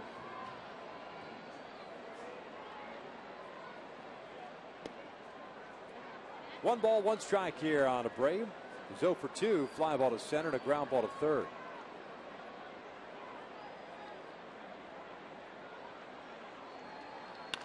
Bobby rolls this one. Weakly over to second base. And Peavy has himself the unconventional 1-2-3 inning, helped out by the runner's interference to strike the frame. 5 in the books. Angels still on top 3-1.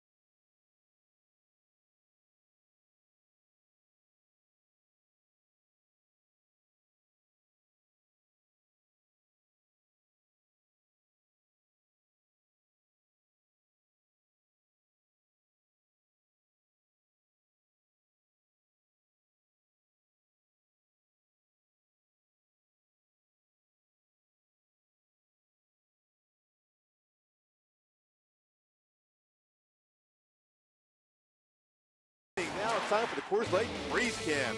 Pierre turns on a pitch, but Trumbo's showing some great athletic skills, dives and makes good plays, been making them throughout the season. Comes up and steps on the bag to get Chapman to another inning. That was our Coors Light Freeze Cam, brought to you by Frost Brew Coors Light.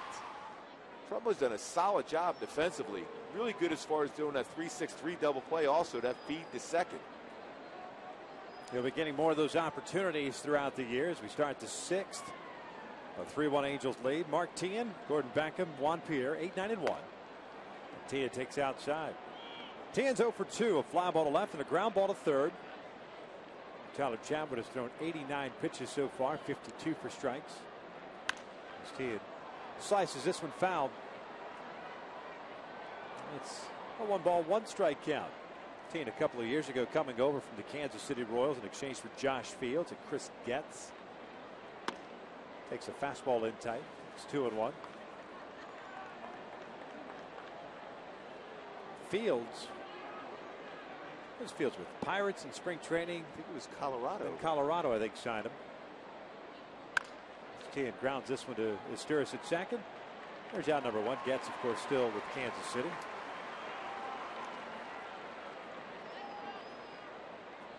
One out here in the 6th inning brings up Gordon Beckham as Rich Thompson begins to loosen. So Scott Downs is going to get up too. Chad did a nice job of battling, making the pitch, key pitch when he needed to so far. Beckham fouls that fastball back. He's 0 for 1. Popped down, hit by a pitch. And we've been talking about the Kendrys Morales situation throughout the game. Of course, there was a move before the ball game. Francisco Rodriguez placed on the 15-day disabled list due to a right shoulder issue. Kevin Jepson recalled from AAA Salt Lake. Jepper started the year with the Angels, got sent down. So said he'd been working on that slider, the curveball, and location's been better, throwing more strikes. Yeah, I talked to Mike Butcher about that. They want him to go down there and throw that curveball more consistently. Pulled over to third as Callaspo has it. 2 outs. Kids, on May 21st at 6:05, the Angels will be hosting the Atlanta Braves interleague matchup. All kids 2 to 18 in attendance will receive a replica 1961 Jared Weaver jersey courtesy of the San Diego Zoo. Purchase your tickets today. Just visit the Angels Stadium ticket office or log on to angels.com. No Dean Chance, just Jared Weaver. Juan Pierre takes a strike. I don't blame him. Jared Weaver. Scott Downs is up now. Pierre shoots one toward the middle. Got jammed on that swing, and eyeball retires him. Tyler Chatwood with his first 1-2-3 inning. Hit at the bottom of the 6th inning. Angels still on top 3-1.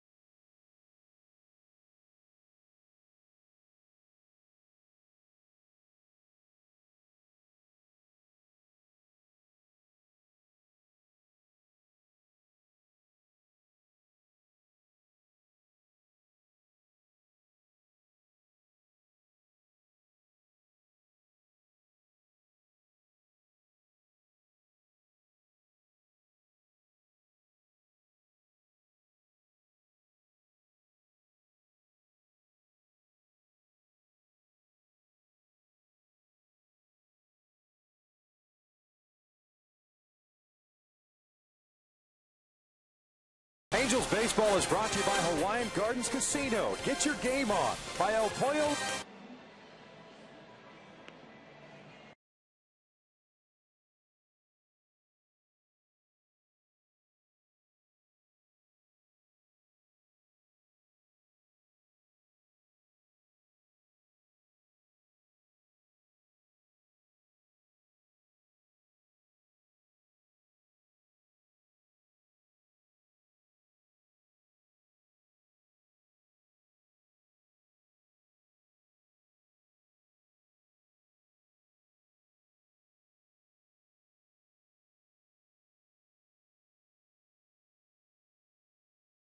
Sauce, only at El Pollo Loco, and by Time Warner Cable. Pretty good debut so far for Jake Peavy for the White Sox. The Angels lead this one 3-1 as we start the bottom of the 6th inning. As Hunter, and Kendrick. 74 pitches thrown by Peavy. 4 strikeouts, no walks. As fouls this one off the left. And it's no balls, 2 strikes. Meiser 1 for 2. Base hit. Stole a base and a run scored the first, grounded out in the 3rd. It's a good job of working down in that plane around knee level with all his pitches. That the last one was a changeup, pitch before fastball. Tried to backdoor the breaking pitch, missed outside, 1-2. The White Sox will get a boost, obviously, in the rotation. Peavy's healthy and remains in there. The rotation's actually thrown the ball well. Steers fouls this one back. It's still 1-2. And you would think they would be able to turn around that bullpen with those power arms they have down there. They designated Jeff Gray for assignment in order to make room for Peavy. This one's fouled back. Gray threw 3 innings of relief yesterday. Threw the ball well, too. 3 strikeouts, 2 hits, no runs. But as Hawk Harrelson says, he gone. I was talking to Edwin Jackson earlier today about, the rotation. He just says that himself personally, he just needs to be more consistent because he threw the ball well his last time out against the Angels the first game, but he just needs to be more consistent with his pitches in the strike zone. Steers hitting one towards center. Rios is there. 1 out. He gone, huh? That's right. Let's take a look at our Land Rover game summary thus far. Torii Hunter in the 1st inning. Off the glove of Juan Pierre, goes for a triple. That made it 1-0 Angels. Adam Dunn tied things up in the 3rd. His 4th home run of the year. And Peter Bourjos led off the 3rd inning with a triple. The Angels scored twice in that 3rd inning off Jake Peavy to take the 3-1 lead. Torii swings and misses on that breaking pitch, and it's no balls in his strike. Torii 2 for 2. Triple, base hit, 2 RBIs. And now the new team lead. Runs batted in with 18.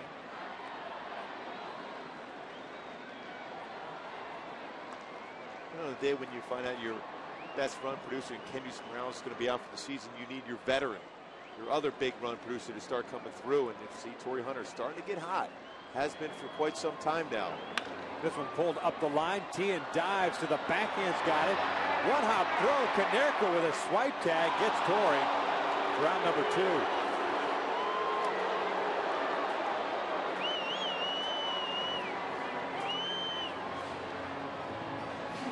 Hit that ball well, but Konerko picks up Tian on that throw across the diamond. A long throw for Tian.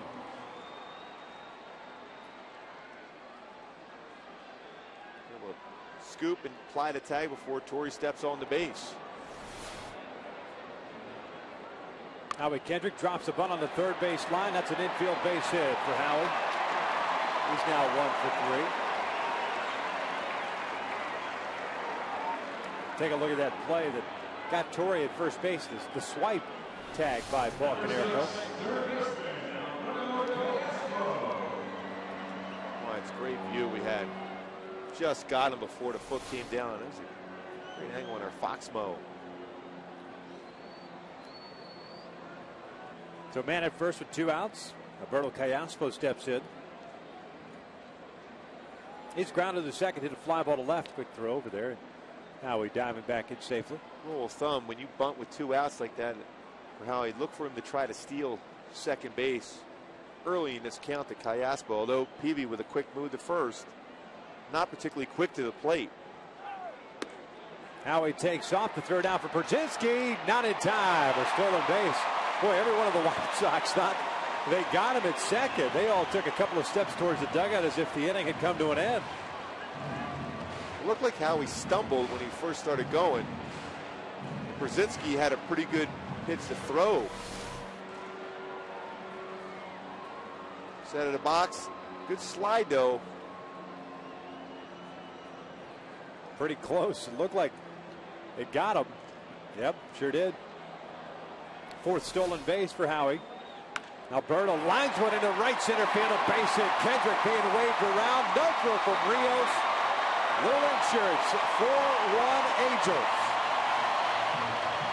When you talk about manufacturing run, a bunt single with 2 outs for Howie. Steals second, and then Callaspo coming through once again with a big base hit with a runner in scoring position with 2 outs.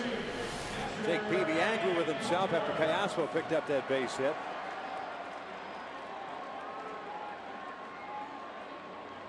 Alberto is 17th run batted in, his first hit of the game. Here's Hank Conger. The Angels 4 for 6 with men in scoring position. Conger, a towering shot to right. Carlos Quinton comes in. He is under it. And will make the catch. The Angels tack on a run. We're through 6. Halos lead it 4-1.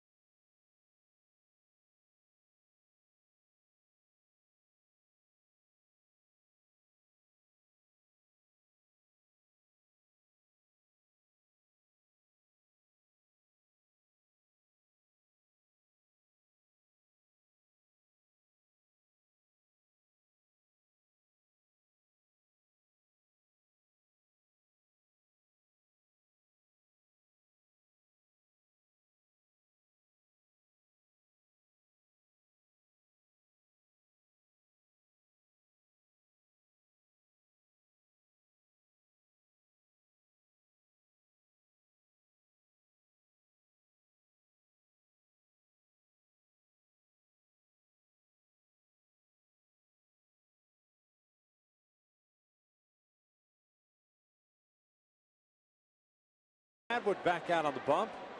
4-1 Angels. Alexi Ramirez, Adam Dunn, Paul Konerko, the scheduled 3 guys. You wonder how much longer Tyler Chatwood will go in this one. 97 pitches. You've got 2 arms ready to go in the bullpen. Ramirez swinging first pitch, drills one out to deep left center field. Howie going back, backpedaling onto the warning track, makes the catch. There's out number 1. And now we've got our answer as to how many batters Tyler Chatwood's going to go as Mike Scioscia's coming out. And with Dunn stepping to the plate, looks like Scott Downs will be called upon here. So pitching change, Tyler Chatwood goes 6 1/3 in line for his 3rd victory. If the Angels can hold on, it's a 4-1 Angels lead.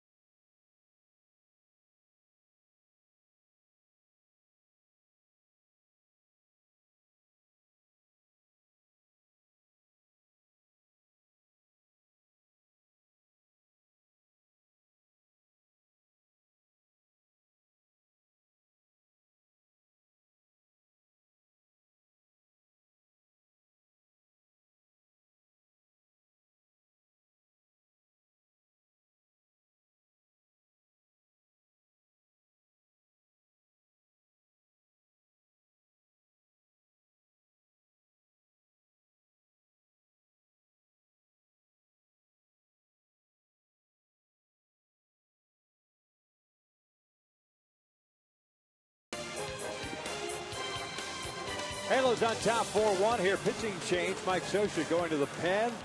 Left-hander Scott Downs comes in and are in and out. Who's in, who's out. Tyler Chabot done after 6 1/3. No strikeouts, 3 walks, 8 hits, 1 run.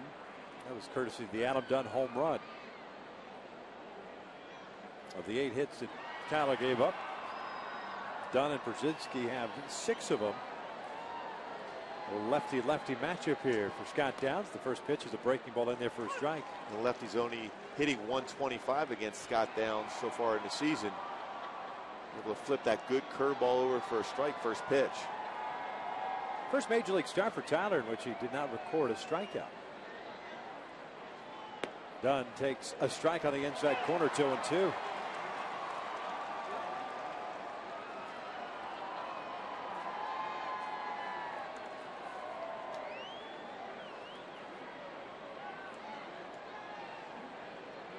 Downs pitching last night's game. The breaking ball lays off of that one. It's 1-2. Good try, good location on that breaking ball. Boy, against Chadwick, Dunn looked very comfortable at the plate. But the key against Adam Dunn is to be able to show and throw an off-speed pitch for a strike, and then get him to think that. Then you get the fastball by him.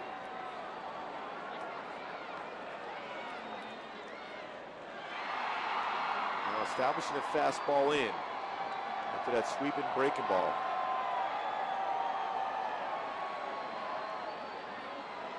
Going to go right back in with the fastball. Got him with a fastball. Down goes Dunn, 2 outs. And that's pitching because you made him think that you can throw your breaking ball for a strike. He pumped the fastball back inside underneath the hands. A great job by Scott Downs. He's so smart on the mound of what he wants to do. He's not going to wow you at 97, but he locates his fastball well. But again, he could throw his curveball and slider and changeup, all 3 of those for strikes. First strike out of the game for Angels pitchers. Here's Paul Konerko with 2 outs and nobody on. They'll look at a fastball down low. Konerko's drawn a walk, grounded to short, hit a fly ball to center.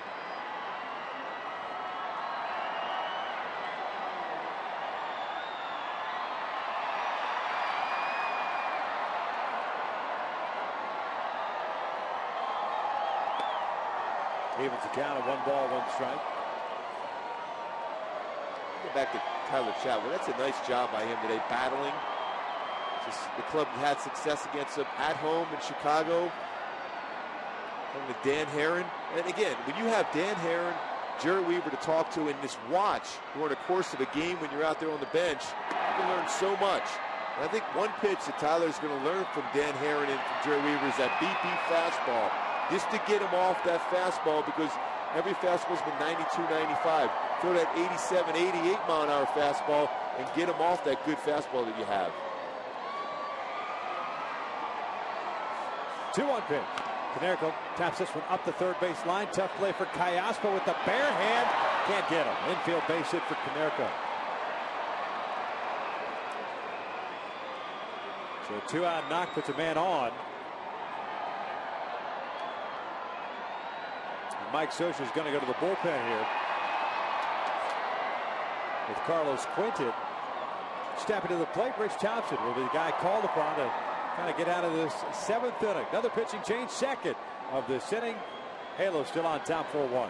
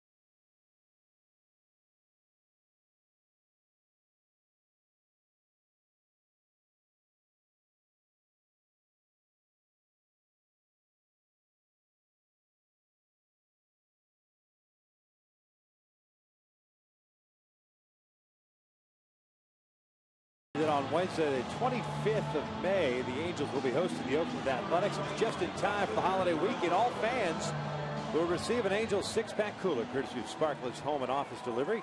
Purchase your tickets today at the Angels Stadium ticket office or by visiting angels.com. Good-looking cooler. Rich Thompson comes into the game to face Carlos Quentin. 13th game now for Rich. 1-1 mark, a 1.89 ERA. 22 strikeouts in that 19 innings pitch. Been very good as far as working that fastball down. Not overpowering anymore, not trying to throw that four-seam, going with a two-seam fastball. Well, one pitch, ground out over to Ibar, and that's how you get it done. That's how you live to pitch another inning. Nicely Utilizing done. that sink piece. 7th inning stretch time. Here's the Big A, and it's 4-1 Angels.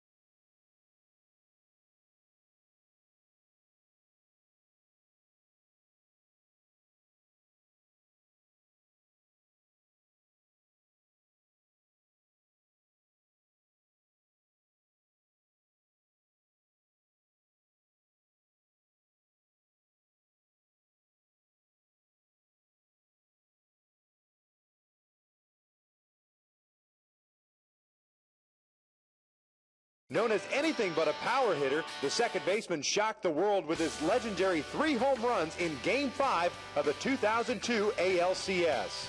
You would never thought in a million years that in that situation that's something that Adam was going to do, but hitting 3 home runs in a game, that's one of the highlights single-handedly, taking control of that game and getting us to the World Series.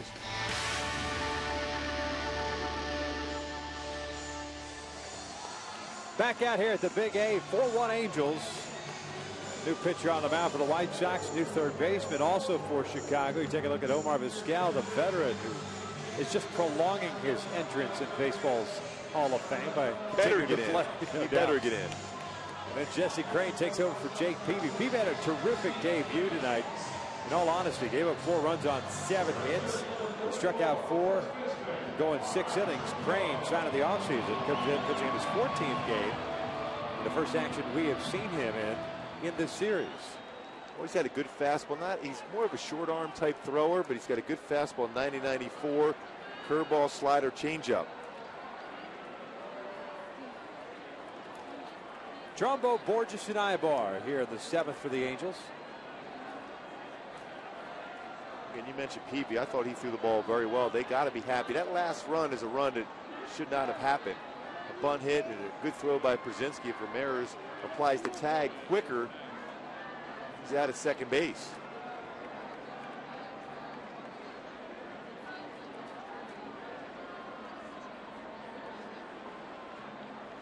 Mark Trumbo 0 for 2 with a strikeout, a ground ball to second. Fastball is in there for a strike, and it's 1-1. Fernando Rodney loosening in the pen for the Angels.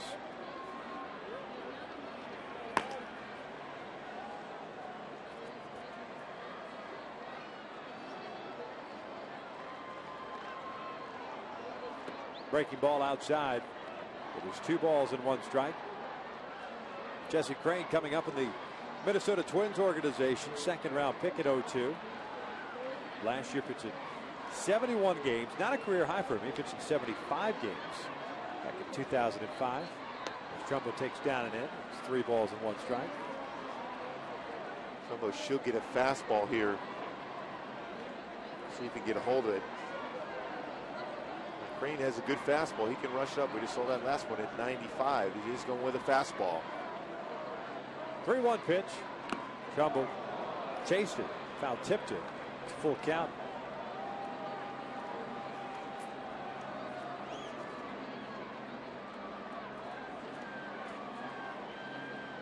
Crane likes to go up the ladder with his fastball up. This is the time you think maybe a breaking ball, but going with a fastball. 3-2. Trumbull fouls it back. Reset, do it again at 3 balls, 2 strikes. They go up the ladder with that fastball again, but Trumbull, nice job of tracking pitches when the pitchers repeat the same type of pitch in that spot.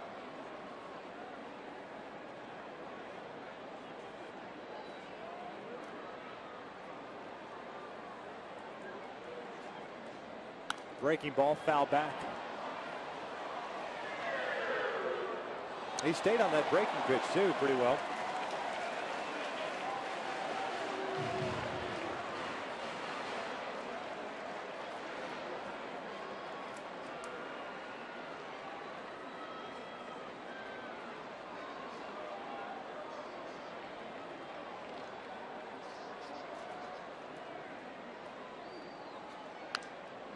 Boy, he was on that fastball. Straight back into the screen. Another great crowd on hand here. 39,151 here. Angel Stadium. I got to believe Crane's going to try to go high fastball once again. Or not. Maybe a slider. This would bounce over to third. Vizquel has it. Launches it over to first base. Trumbo's retired for the first out. So 1 out for Peter Borges. We'll go back and take a look at that play by Vizquel. Still that throw over from third base. Always been one of those guys that always has had enough on the throw to be able to get you. If he needed to firmly throw it across the diamond, he's always able to do so. 11 Gold Gloves at the shortstop position.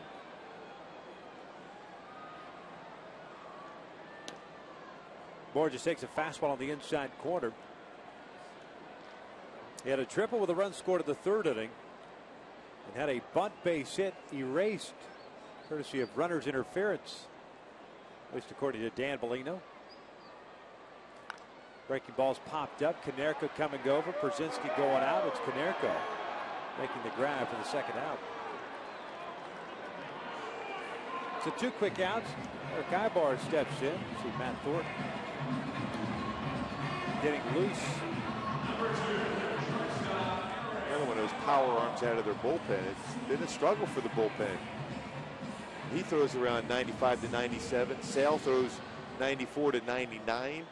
Crane, see it already popping the ball at 95. Santos, another guy mid-90s.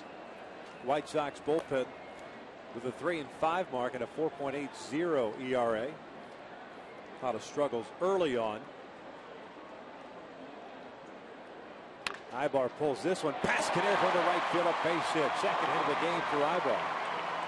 2-out knock, the 8th hit for the Angels. Keeps the inning alive for Bobby Abreu.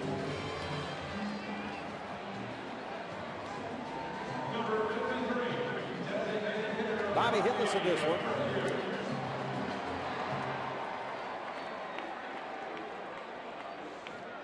A couple of ground outs, 1 fly ball out.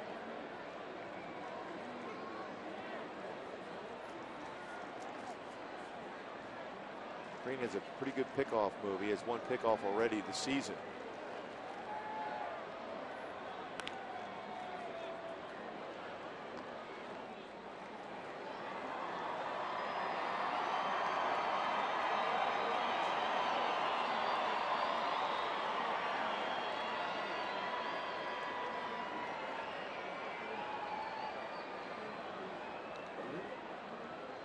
Pitch out, nothing's happening. 1 ball, no strikes.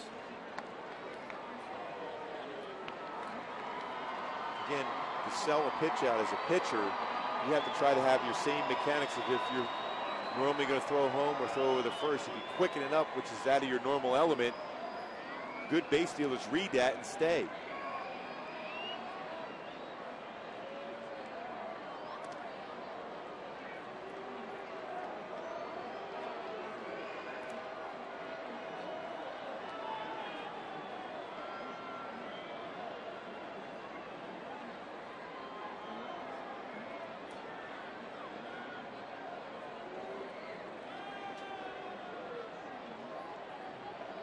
Quick throw over there again. He really hasn't led Konerko. As a right-handed first base, it's so difficult anyway. Especially with a guy who's a prime base stealer, a guy who has the potential to steal bases because they know they're going to be diving to the back part of the bag. But for a right-handed guy, that ball's got to be led perfectly into the runner to get an opportunity. You got to throw it as he dives back. Rated his hand is on that base. And that's why you see kind of the half-hearted effort by Konerko. It's not his doing. It's just that he's got no play on Ibar. Plus, he's not allowing Eric to get out to his full potential of a lead. He's quick throwing over. He's not letting him get out there far enough. But he does have quick footwork.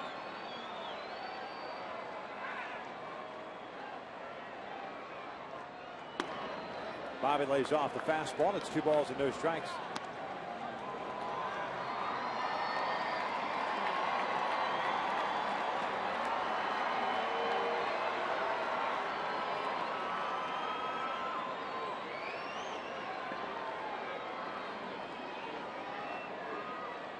Ibar takes off. The pitch is a strike. The throw down for Pierzynski.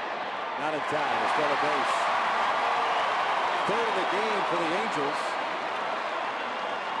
And AJ now 2 of 27 throwing out would-be base stealers. There's now 31 stolen bases on the season.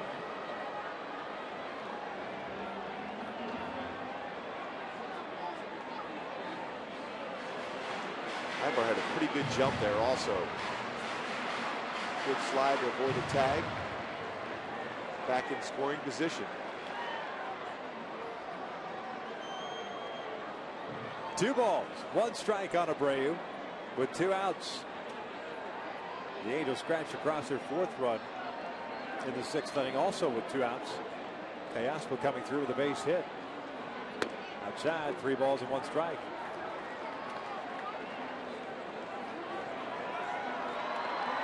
Make sure you keep applying the pressure against the White Sox. They do have a lot of power throughout their lineup, so you want to keep scoring when you get an opportunity. Bobby in a good fastball count here, 3-1.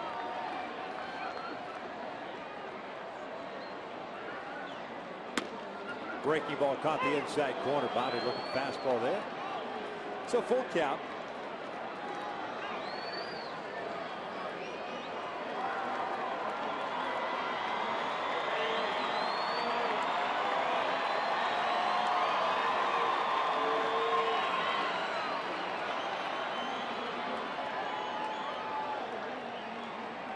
The 3-2 in the dirt. He walked him. So a single, a stolen base, and now a walk. With 2 outs here in the 7th. Meister Steers coming to the plate.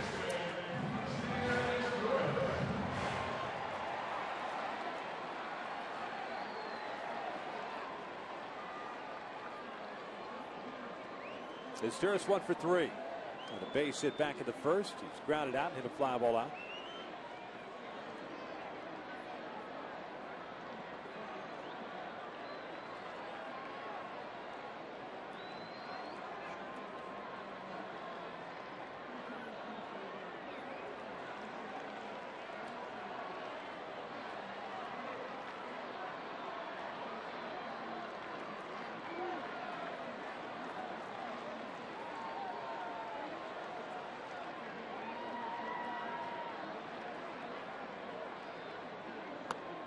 Trying to go with that breaking pitch. 1 ball, no strikes.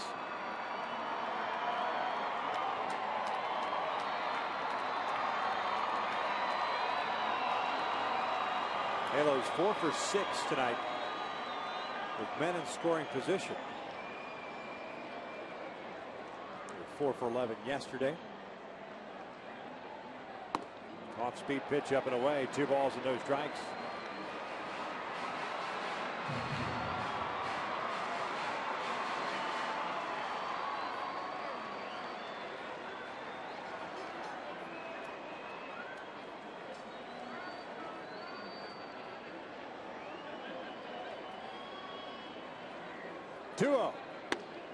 Strike with a fastball. 2-1.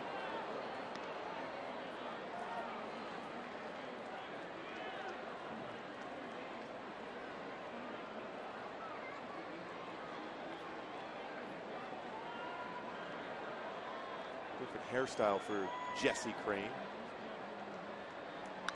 Fouled back, 2-2. Is that a mohawk, right? I'm guessing.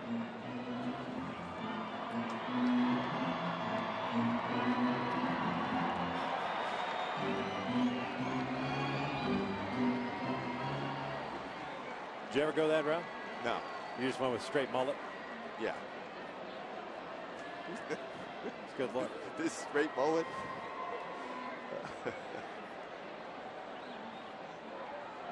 Two. Stures fouls this one off to the third base side, and it'll land in the seats. Do you have an IROC?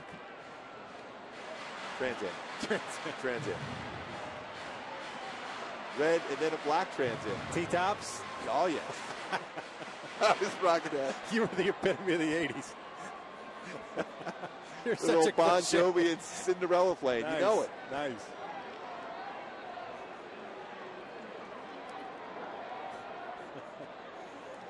Parachute pants? No. Okay. 2-2. The Stures hits one high and deep toward right center field. Clinton and Rios giving chase. Rios near the wall will make the catch. The inning comes to an end. No runs, they hit, and the Angels leave 2 on. 7 in the books. Angels still lead at 4-1.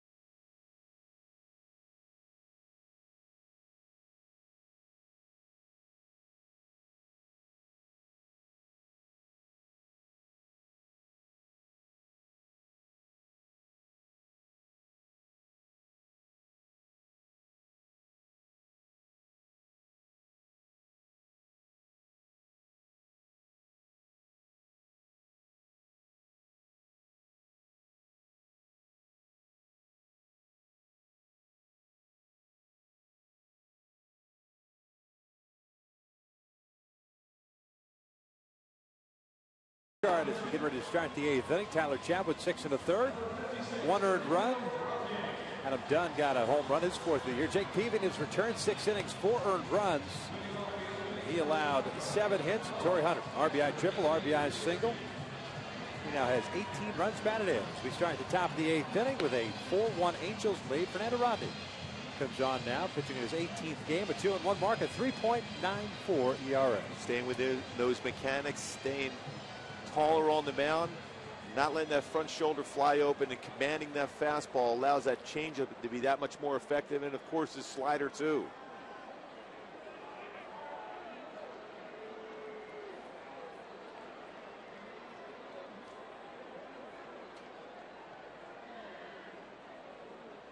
A.J. Pierzynski to lead things off here against Fernando Rodney. The fastball is up and away. Rodney pitched last night, went 1/3 of an inning. He got Konerko to ground down in the 8th. And prior to that, picked up the win in Sunday's game after gave up 2 runs in the 8th inning on 3 hits. Good change up there, and it's 1 ball, 1 strike.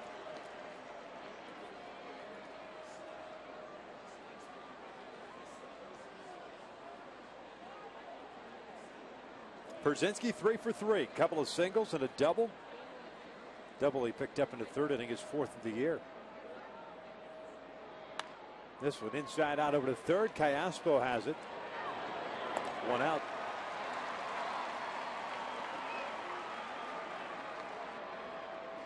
Tony Pena's up and listening now. Looks like he'll be pitching the bottom of the 8th inning.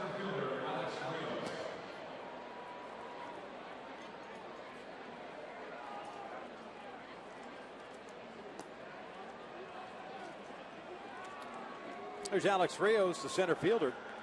A walk, a pop-up, and a fielder's choice. 0 for 2 game.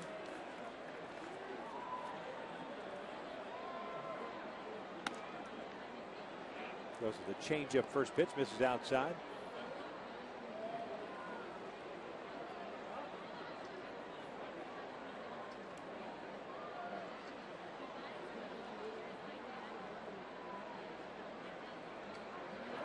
Rios bouncing this one foul. The count is even at 1 ball, 1 strike.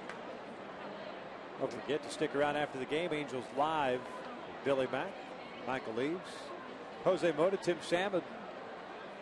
Coverage of this game and also the news on Kendrys Morales out for the rest of the year. He'll have a second surgery to remove some scar tissue. Rios goes the opposite way and he picks up a 1-out base hit. So man on for the White Sox here in the 8th inning. Martin coming up.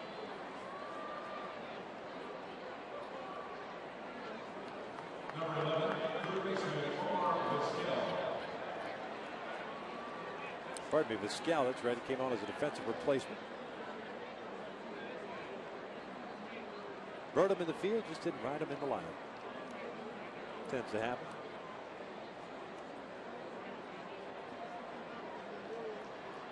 He ended up going 0 for 3. Vizquel, the switch hitter, hitting .273 on the year. 1 double, 2 runs batted in. 7 for 27 from the left side. 2 for 6 from the right side for Omar. At 44 years of age, wearing Louis Aparicio's old number 11. In there for his strike. Vizquel asking permission. That number's retired by the White Sox, asking permission to wear that number in honor of his fellow countrymen. I think it's great they allow that to happen. You're talking about arguably one of the best shortstop of our era for sure. This one down a left field line, and that's going to get down and go for extra bases. Rios is heading to third, being waved around. Vizquel will stop at second, and it is 4-2. Angels. Fernando Rodney gives up a run. Back-to-back hits for the White Sox.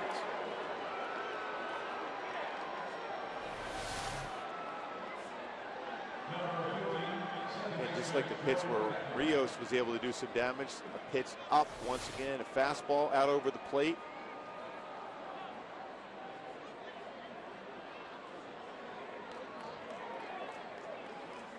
Vizquel picking up his 3rd RBI.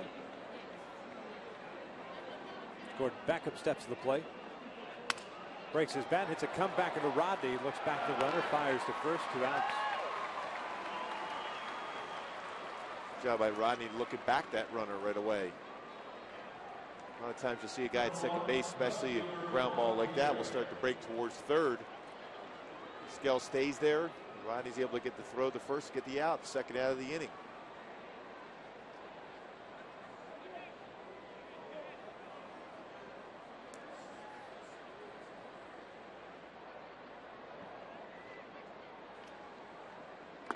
Upstairs, the fastball on Juan Pierre. He's had a 2 for 4 game, couple of singles. Was robbed of an extra base hit in the 2nd. Trumbo, the diving stop.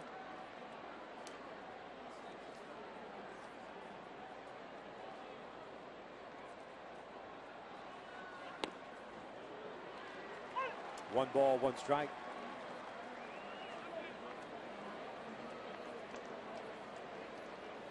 Sergio Santos now up in the bullpen for the White Sox. Another power arm for them.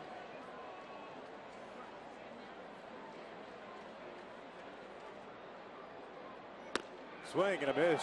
Just blew that fastball right by him.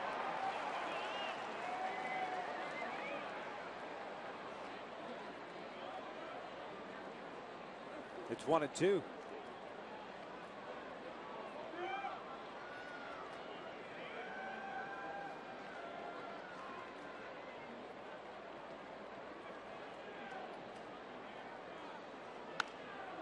Pierre jammed there.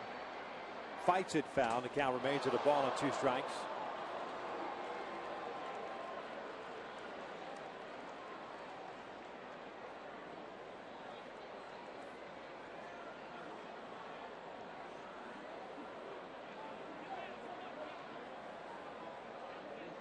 Trying to get through this 8th inning, having allowed just 1 run. The Angels still up by 2. Vizquel's off at second. Pierre takes that one up high. Trying to overthrow the fastball. It's 2 balls, 2 strikes. Bottom line for Mike Scioscia now, because of the fact a couple hits and a run this inning, they're still hitting. You're going to have to face that heart of the order in the 9th inning now, instead of possibly 9-1-2. A full count now with Ramirez on deck.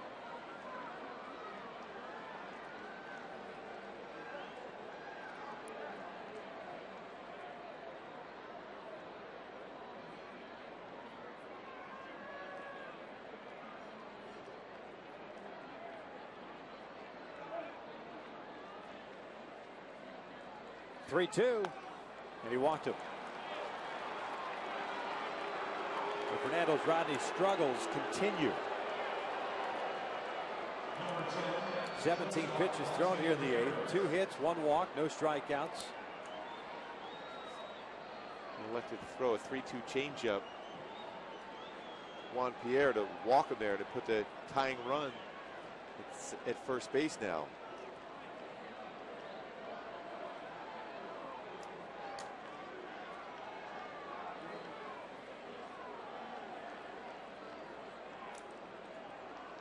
Alexei Ramirez can be deadly.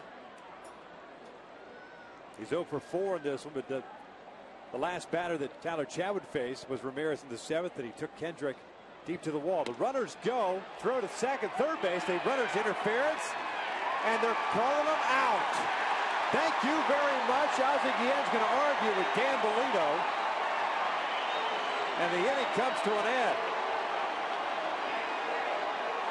1 run in for the White Sox on 2 hits. They leave 1 on. There's the interference. Halos on top 4-2.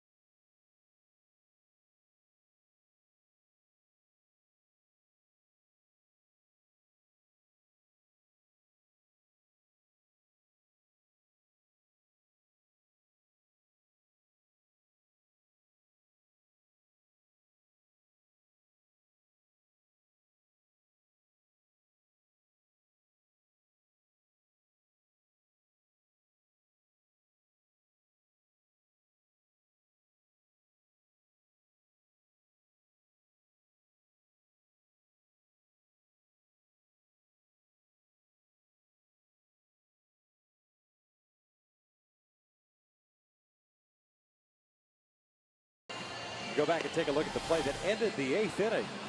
Ramirez should have just ducked in the batter's box. The minute he stepped out or stepped back, he put himself in a position to be out of the batter's box and interfered with Hank Conger's throw. Yeah, you see him stepping out of the batter's box. And normally you don't have to get out of the way at all if you're in the batter's box, but that step out of it impeded the throw by Hank Conger to third base, and that's why he was ruled interfering with the throw. New pitcher in for the White Sox, Sergio Santos. Guy has been closing games for them of late. Comes in now. It's a 4-2 Angels lead. Santos to face Hunter, Kendrick, and Callaspo here in the bottom of the 8th inning. 19 punch-outs and 15 scoreless innings for him. A fastball 93 to 97. A good hard slider also, and a good changeup.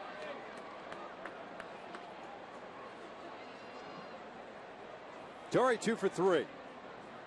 Triple, single, ground out. Santos delivers a fastball for a strike. 2 runs batted in for Torre, now with 18 RBIs.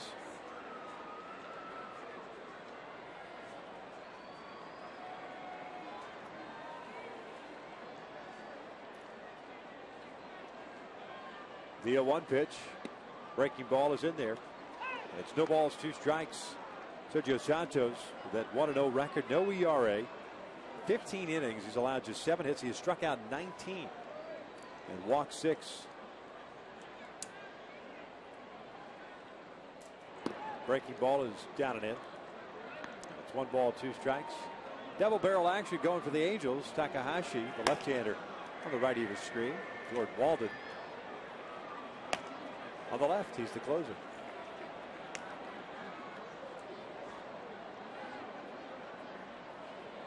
Torre went around on the breaking pitch. Ball gets away from Przinsky. He'll have to fire on to first. The strikeout is recorded for the first out here in the 8th. That was a sharp slider. You try to gear up and protect against that fastball when he rushed up there at 97. And a sharp slider like that, difficult to stop your swing.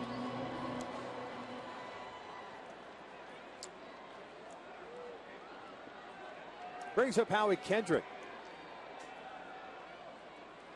Howie 1 for 3, a bunt single in the 6th inning, stole a base and then scored on the base hit by Callaspo. That fastball is lifted in the air down the right field line, tailing away from Quinton, and it's fouled out of play. The ball's contracted. Remember Sergio Santos being the first-round pick of the Arizona Diamondbacks back in 2002. He was a shortstop at that time.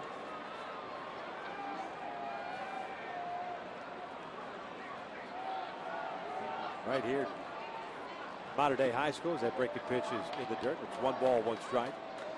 Things didn't pan out for him. A career minor league hitter of .248 with 72 home runs. They converted to pitching in 2009. Pretty good arm from the shortstop position. Now he shoots this one to right field. Quinton had it played perfectly. 2 outs. Hey, subscribe to MLB.tv today to see every Angels game live or on demand on your computer, your favorite devices. MLB.tv Premium lets you enjoy HD quality, home and away coverage, multi-game view, and the ability to pause and rewind live games. Visit Angels.com to order and get more details. MLB.tv, baseball everywhere. 2 outs, nobody on for Alberto Callaspo.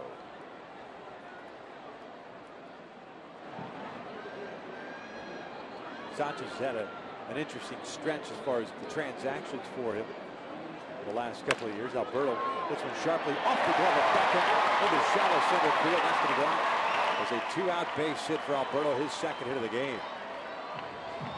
Going back to 2008. Santos was traded to Toronto along with Troy Glaus, part of that Orlando Hudson deal. Miguel Batista. The White Sox signed him in 08 as a free agent. The White Sox traded him to San Francisco in spring training of 09. And then the San Francisco Giants traded him to the White Sox. About 11 days later, Conger lifts a high fly ball to right center field. Playable for Alex Rios. The Angels go down quietly here in the 8th. 8 in the books. The Angels with a 4-2 lead heading to the 9th.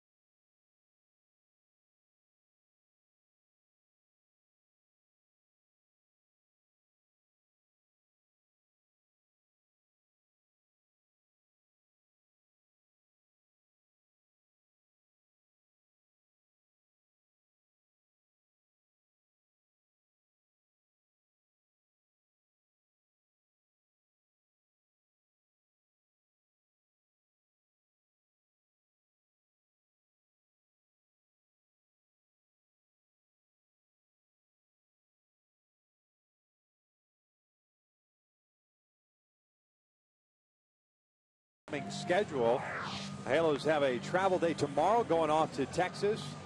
And then on Friday, the first of three, Jared Weaver, Alexio Gondo, Dan Herron, and Derek Holland on Saturday afternoon. Then Sunday afternoon, Urban Santana against the left-hander C.J. Wilson.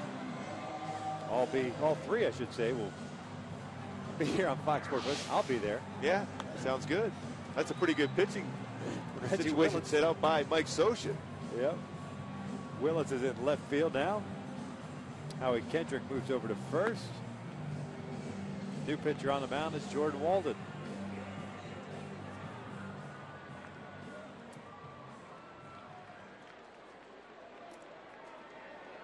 Walden to face Dunn, Konerko, and Quinton here in the ninth inning. Lexi Ramirez being called out due to batter's interference to end the eighth.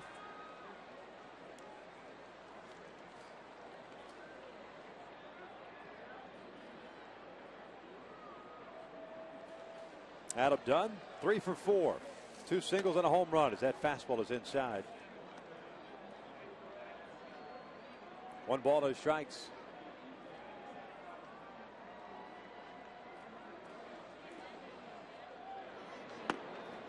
Walden missing up high. He falls behind on Adam Dunn. 2 balls, no strikes. He's trying to get that good release point for that fastball. Certainly the velocity's been there at 97. Walden pitched in Sunday's game, picked up his 6th save. He falls behind here 3-0.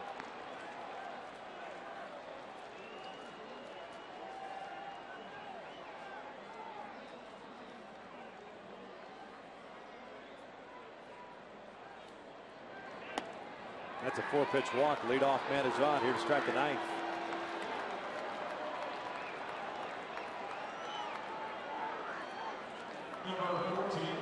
Walden on the season with 15 strikeouts, 7 walks, now 8 walks, so there's 16 in the 3rd innings.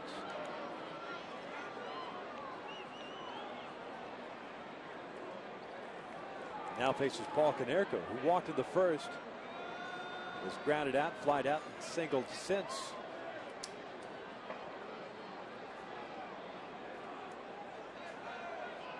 Breaking ball outside, so 5 straight wide ones for Jordan Walden to start this ninth inning. And Konerko's a guy, you can definitely get that if you keep the ball down, a ground ball double play.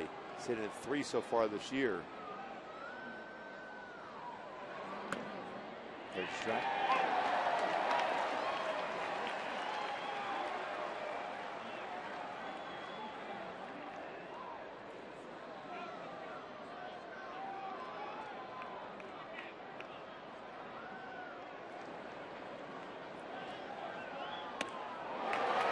Good breaking pitch there.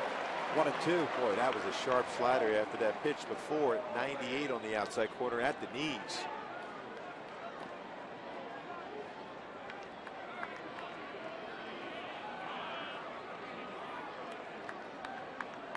Stepping off now. Howie playing in front of Dunn over at first base. Doesn't run that well.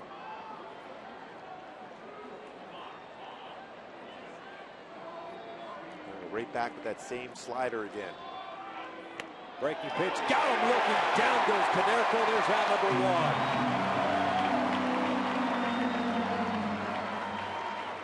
Boy, Konerko knew it also.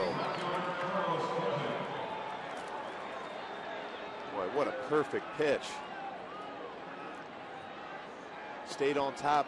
Great action with his wrist to be able to snap that slider and hit the outside corner with that pitch. So 1 out, 1 on for Carlos Quinton.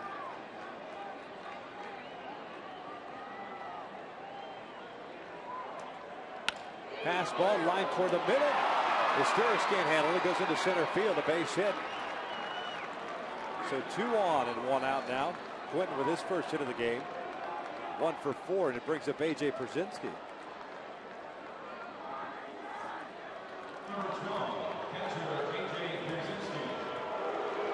Brent Lillibridge, a pinch runner at first for Quinton.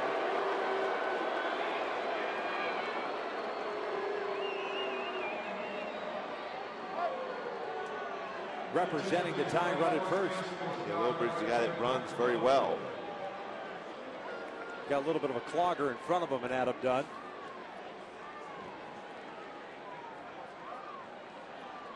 A.J. Pierzynski steps in now. 3 for 4. A couple of singles, a double, and a ground out.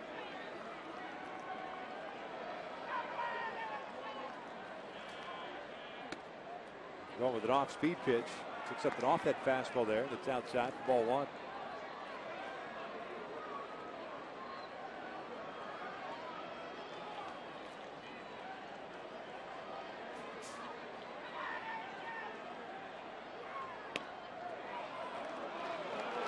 Two and 0. Pierzynski is the guy that's hit the ball a lot to that left side of the infield. Hit a ground ball to Teoscar. He might be able to get a double play. He's hitting a 4 this season. But you got to be able to throw a strike against him. He's very patient in these situations. Fouls that one off. 2-1. Jordan did give up a run in that game on Sunday when he picked up his 6th save. Allowed 2 hits, struck out 2 batters. Given up back-to-back doubles to Sizemore and Cabrera in that 9th inning, and then struck out Chu and Santana to end the game. Dunn at second. Lillibridge a pinch runner at first. Swing and a miss. 2 balls, 2 strikes.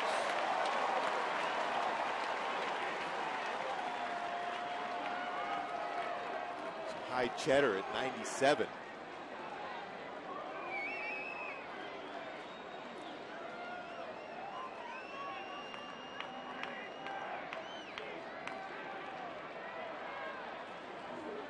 Two. Breaking ball, misses low. For full count.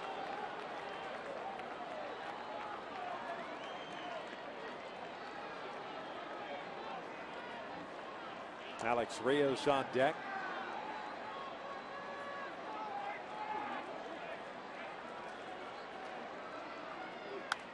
Foul back.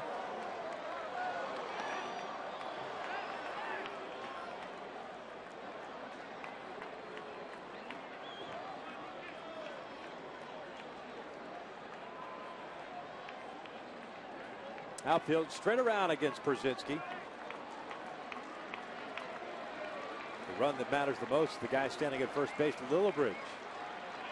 3-2, and that is sliced and just foul down that third base line. Pierzynski looking for that 4th hit of the game.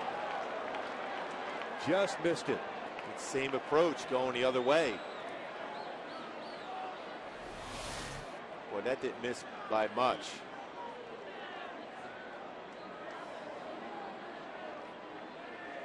Tony Randazzo making the call.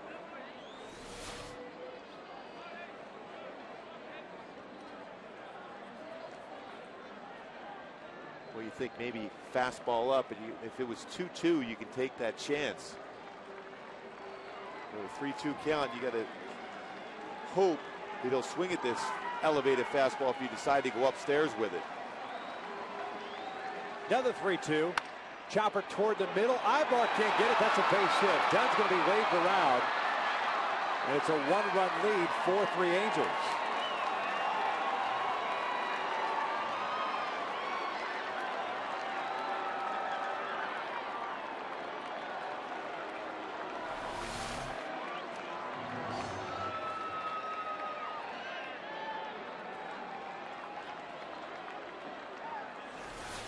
Moore just thought about coming up and throwing home, but that's a spot where you just want to get into your cutoff man, keep that runner at second base. Also, now you got to pay attention to Lillibridge at second. Verrier looks back at him.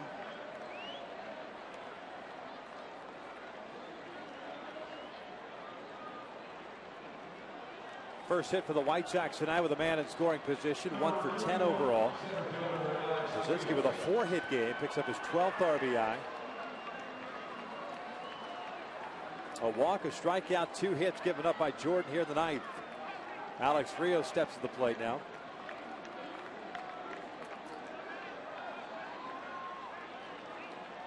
Rios a 1 for 3 game. Breaking ball missed down and in. 1 ball, no strikes. Fernando Ronda giving up a run in the 8th inning.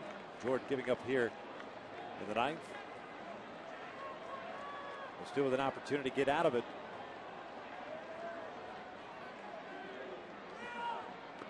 checked his swing. They wanted an appeal. He did not go. Larry Vanover says he did not. It's 2 balls, no strikes.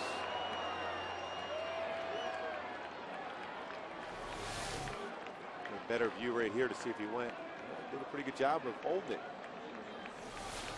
Originally, it looked like I thought he did swing, but there in the replay show, he did a good job of keeping that bat from crossing the plate.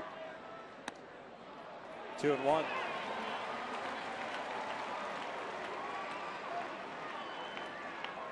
free and easy at 100 miles an hour.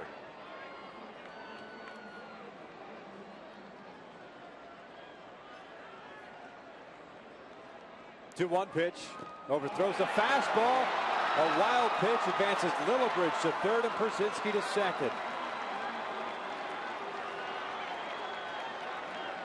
And now a 3-1 count on Rios, and Vizquel on deck.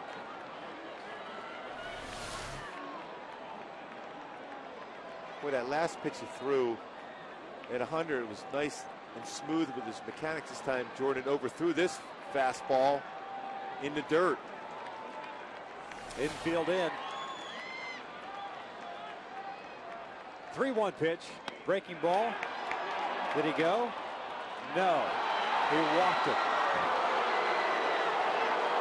So they're loaded up now for Vizquel.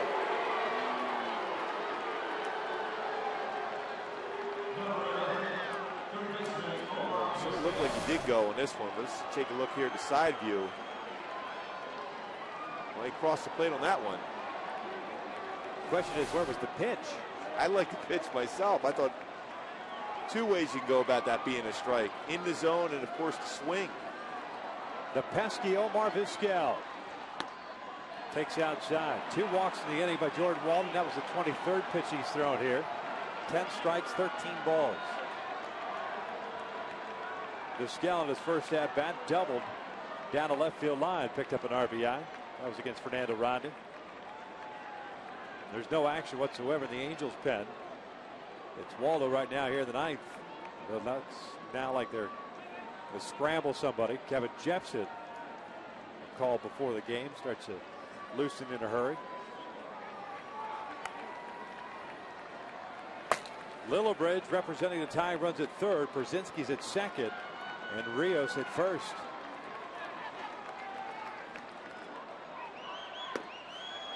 One and one.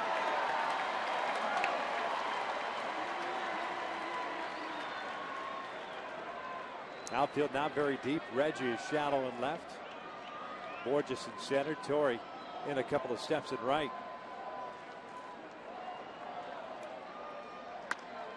1 and 2. Well, you got a strikeout pitcher on the mound, and you need a strikeout right here.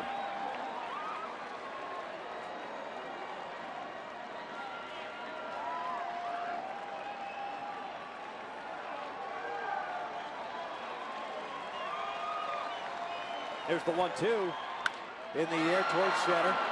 Deep enough to score Lillibridge. Borges will make the catch. The throw goes to third. This game's tied at 4.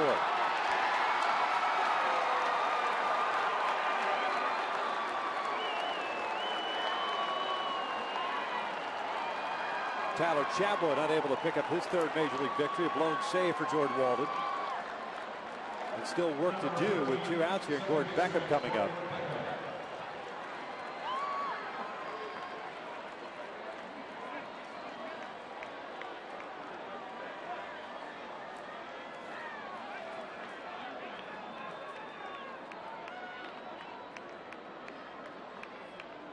Breaking ball is in for a strike.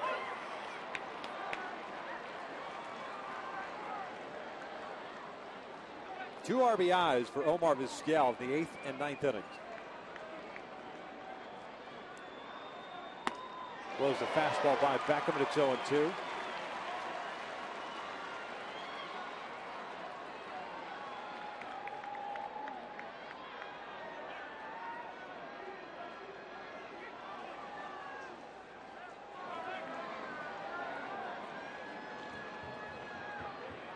Beckham goes down swinging. Conger will have to throw on to first base. They get the out, but damage done. White Sox score 2 runs. They tie things up into the bottom of the 9th. We've got Willis, Borges, and Ivar The pairs against Sergio Santos coming back out.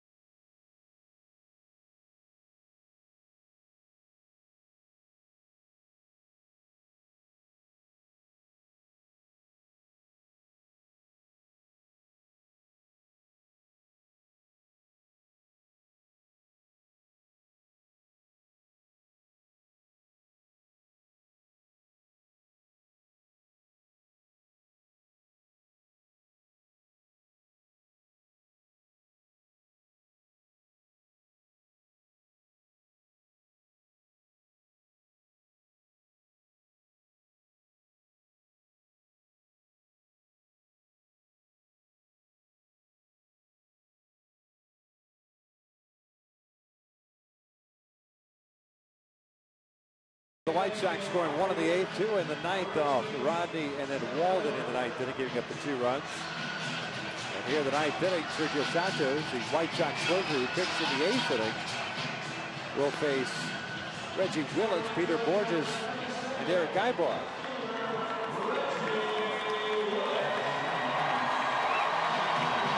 Santos had 1 strikeout, 1 hit allowed in the eighth.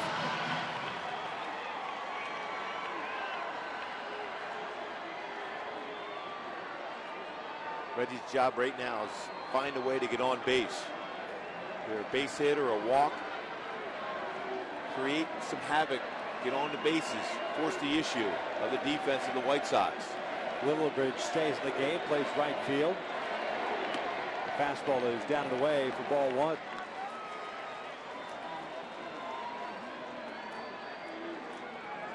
Reggie 0 for 7 this year. First plate appearance for him since the recall before the game yesterday. Takes high, and it's 2 balls and no strikes.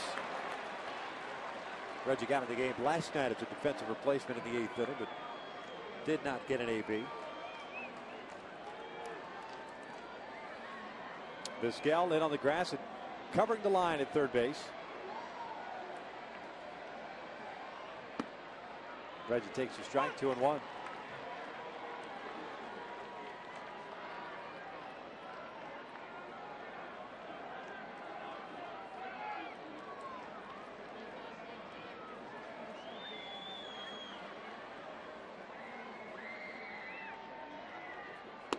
Reggie takes inside, 3-1.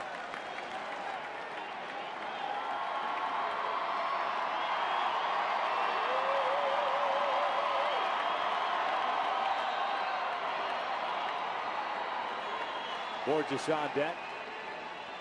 Here comes the 3-1 pitch. Reggie works a leadoff walk. First walk issued by Santos. Reggie did exactly what Mike Scioscia wanted to do, get on base any way possible. Now you have a bunt scenario with Borges with all that speed, and Willits with some speed at first base also.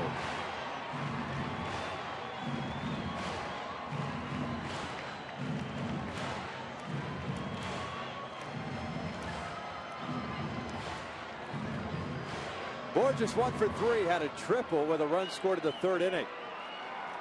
Vizquel playing in at 3rd.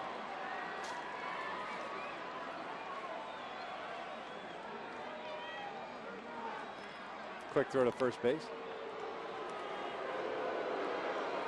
Boy, if Vizquel were playing in any closer at third base, he could be Peter's dental hygienist. Well, he is extremely close.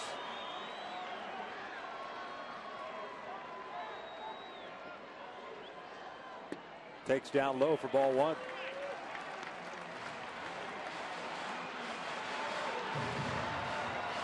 It's only the 15th pitch thrown by Santos. That's why he's back out there. Best option for Ozzie to keep this game, or try to keep this game tied and take it into extra innings.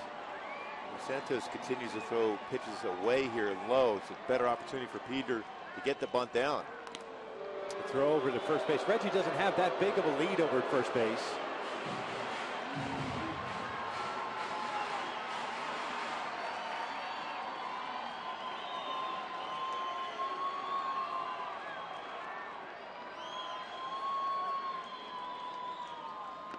Borges bunts it foul. And it's 1 ball, 1 strike. Again, your job right now, if you're Peter Borges, is get the bunt down and advance Reggie Willis into scoring position. Play catch with the bat. Good opportunity to bunt to the right side of the infield. Also make Konerko field the ball. That's the guy. More difficult throw for the second. Absolutely. 1-1. Takes outside, goes with a breaking ball.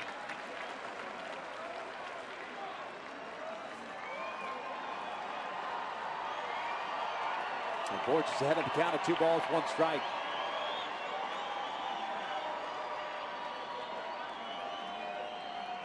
Eric Ibar is the man on deck, leadoff hitter.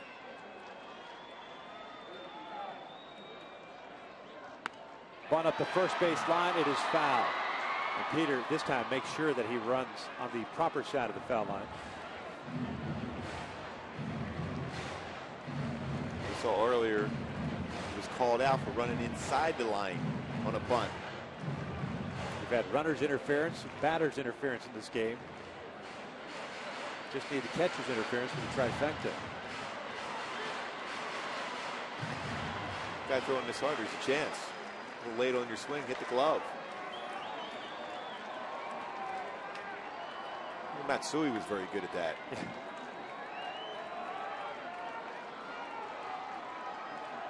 2 balls, 2 strikes, still nobody out. Borges takes the breaking ball low. It's a full count. I wonder if Reggie's going to be going 3-2.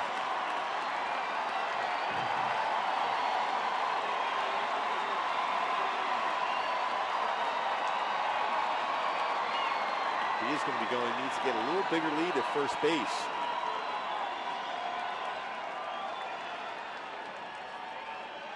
Reggie goes a 3-2. Borges pops it up. Reggie finds the baseball and he'll head back toward first base as Ramirez makes the catch for the first out.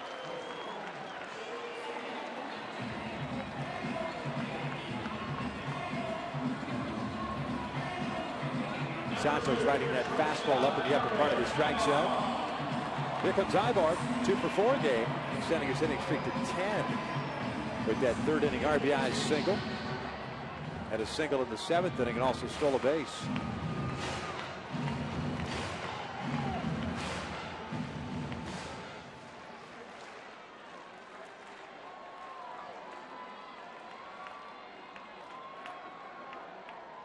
Vizquel not playing as far in at third base, but still guarding the line at third. Konerko holding Willits on. And Ibar yanks this one foul into the seats. No balls and a strike on Eric. But with the 2 for 4 performance today, he's raised his batting average 6 points to .350. The White Sox with 4 runs, 13 hits. They've stranded 14 men. The Angels 4 runs, 9 hits. The Angels have left 6 men on base so far. Reggie Willits with a leadoff walk here in the 9th, stands at first. Ibar toward the middle. Ramirez has it, touches second base. And surprisingly, we're going to extra innings. 9 in the books here. This game tied at 4.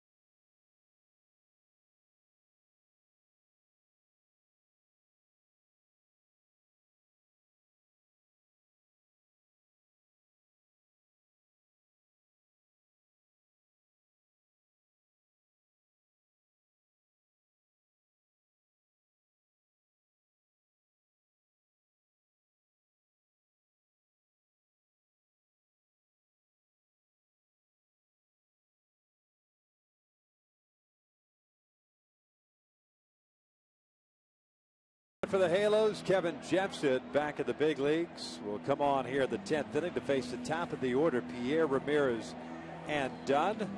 See his overall numbers. First game with the Angels since April the 9th when he was sent down to Salt Lake City. We'll try to keep things in a 4-4 tie. The 9th extra inning game for the Angels in their 38th game of the year. Halos 4-4 on the year. There's a category you don't necessarily want to be leading it. Means you're playing a ton of close games. Yep. Obviously, right now for Kevin Jepsen, want to keep it that way to be able to score and win the game in the bottom of the 10th. But again, fastball command. We talk about the same thing with Fernando Rodney. Kevin Jepsen, that 97-mile-an-hour fastball. Believe in it. Jepsen's first pitch fastball is in there for a strike. And this was a 4-1 game until the 8th. Rodney gave up a run to make it 4-2. And then Walden gave up 2 runs in the 9th inning to tie this game up.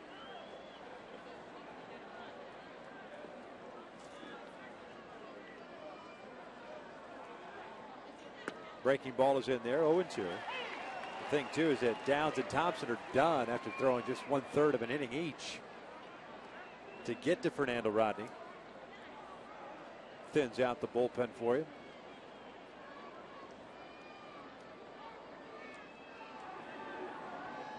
Juan Pierre 2 for 3 tonight with a walk. That fastball is high. 1 ball, 2 strikes. 2 for 4, pardon me, with a walk. A couple of singles for Pierre.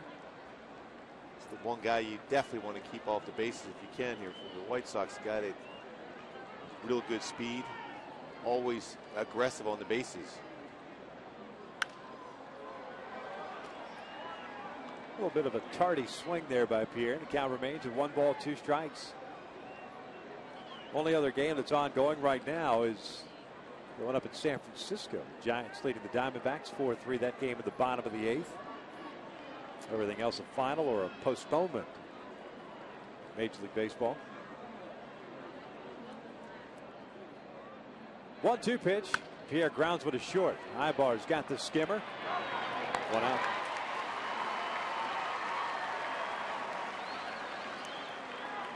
Nice job by Kevin Jepsen to get that ground ball. Eric Ibar with that strong arm gets that lead runner. Keep him off the base.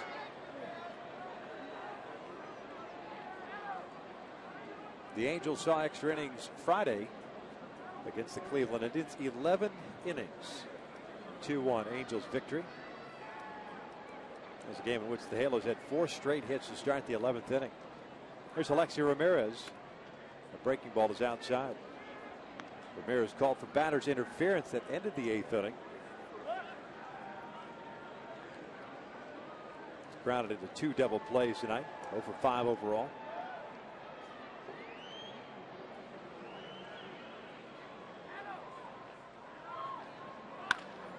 Jam this one off the mound and into center field. And Ramirez is on board with a 1-out base hit.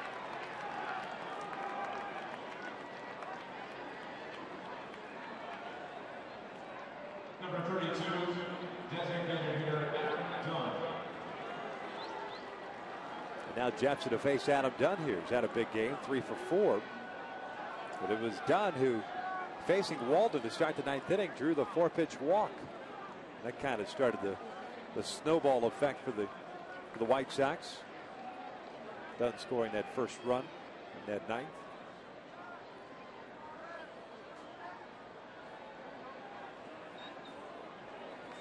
Ramirez, pretty good speed. He's got a couple stolen bases this season, but you got Howie holding them on there. You might want to keep that hole there if you're the White Sox with the left-handed hitting Adam Dunn up. Jepsen falls behind here. 1 ball, no strikes.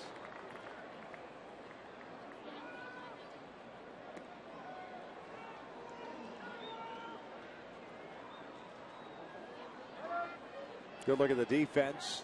Ibar shading Dunn toward the middle. Callasco, the third baseman, at the shortstop position. There's a strike, 1-1.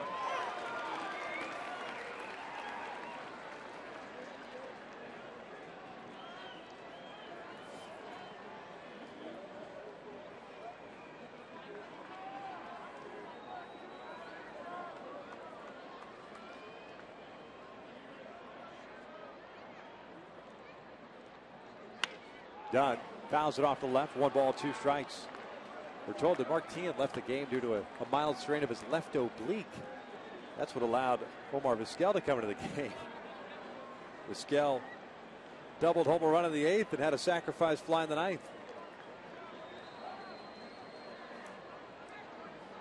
Boy, a couple good at-bats, too, for Vizquel. Knowing Walden needed that strikeout, got a pitch up and hit that sacrifice fly to Peter Borges in center field.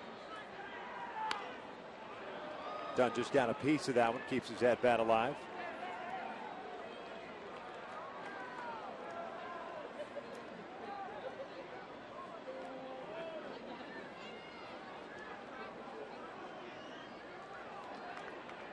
Big widespread open stance for Adam Dunn.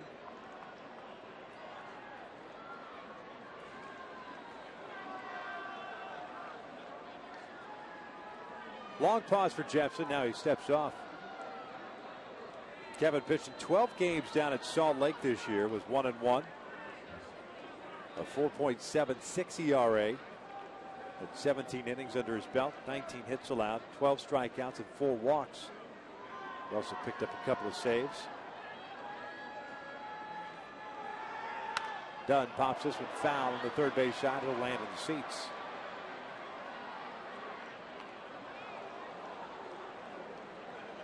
So far, good location with his fastball. Dunn's a guy to go look for something on the inner half.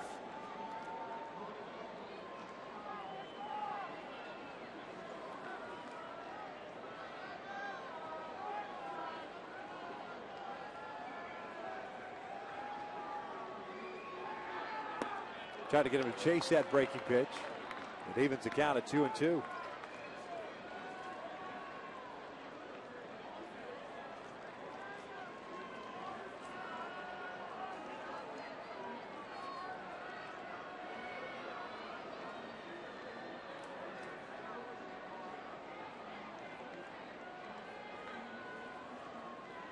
Ramirez still in first, and a quick throw over there to keep him honest.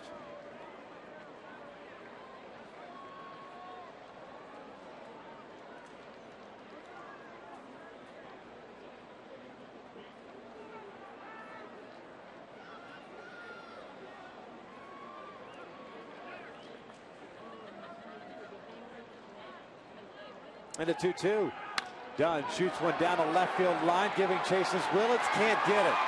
Reggie cuts it off. Ramirez will be stopped at third. Dunn in at second with a double.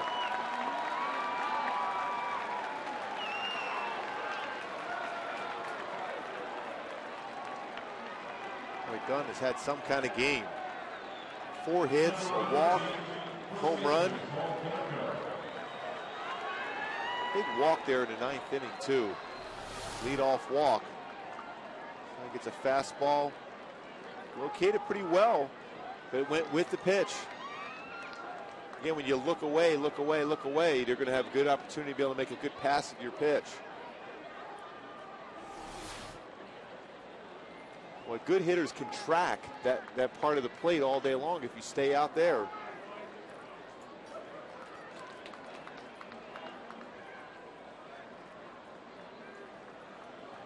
Dunn with 2 singles, a double and a home run. A couple of runs scored. He stands at second. Intentional walk coming to Paul Konerko here. And he overthrows the pitch. Here comes the run, and the White Sox are up 5-4.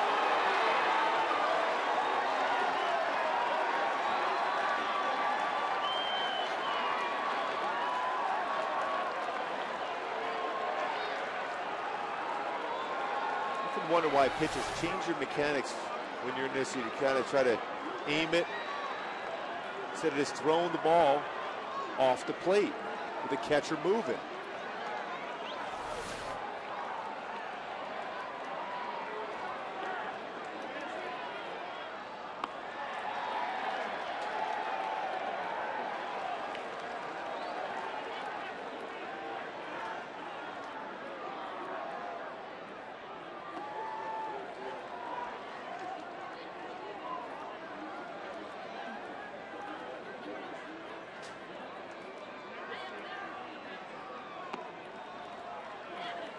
Konerko walk, puts runners at first and third. Brings up Brent Lillibridge. Number 18, left fielder, Brent Lillibridge.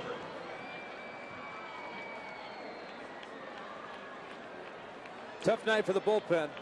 No question about it.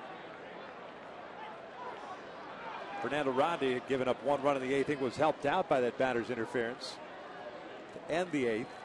Jordan Walden, not enough strikes, giving up 2 runs, and now Kevin Jepson able to put away guys. Fastball is in there for a strike.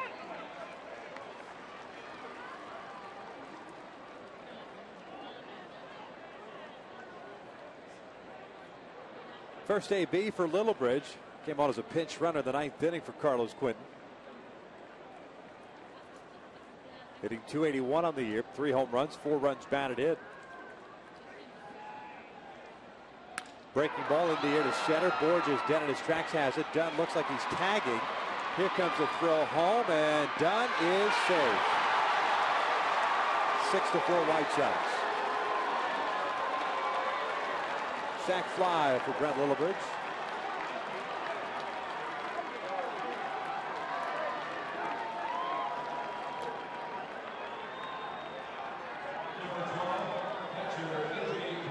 Gets a fly ball to center. Peter got himself in position. Dunn was not thinking about sliding at any point during that run down the line. It'll be a lot closer than he probably anticipated.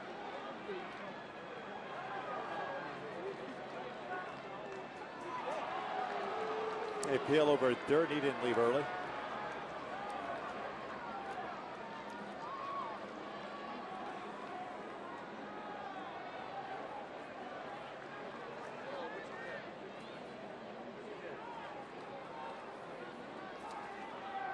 A.J. Pierzynski, a 4-hit game for him. 15th career 4-hit game. Jepson delivers a strike.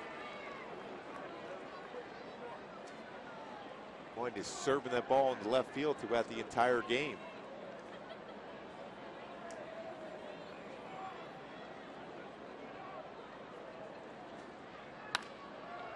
Oh, 2.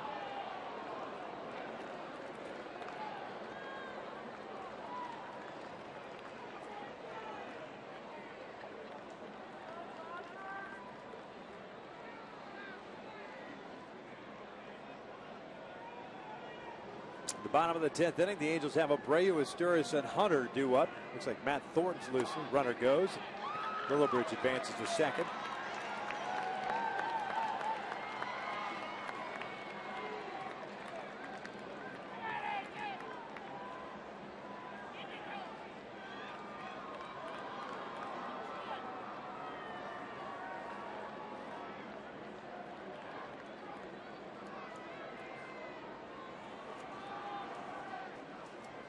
And a 1-2.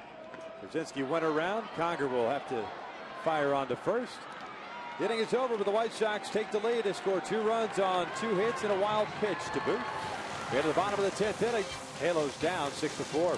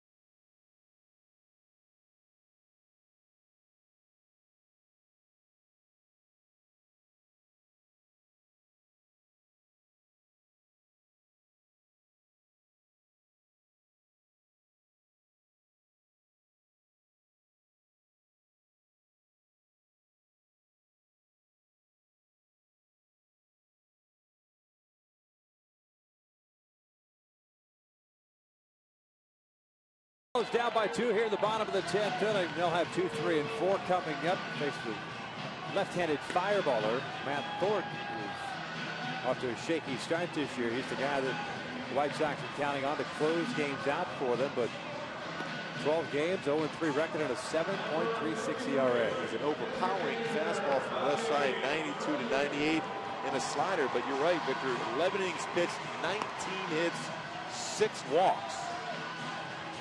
He hasn't been commanding the strike zone.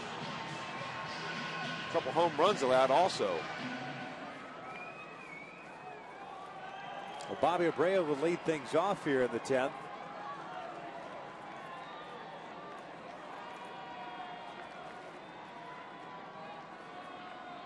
Bobby 0 for 3, did draw a walk in the 7th.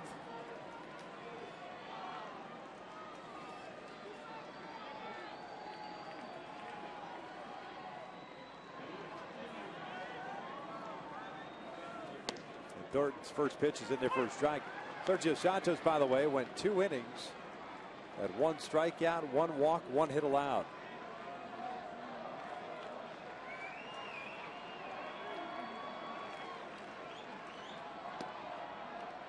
Misses outside. It's 1 ball, 1 strike.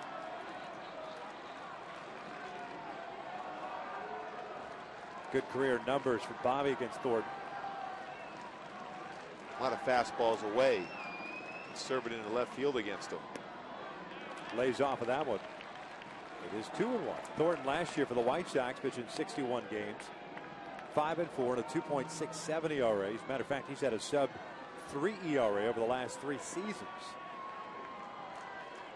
Had 8 saves last year. Late swing by Bobby there. It's 2-2.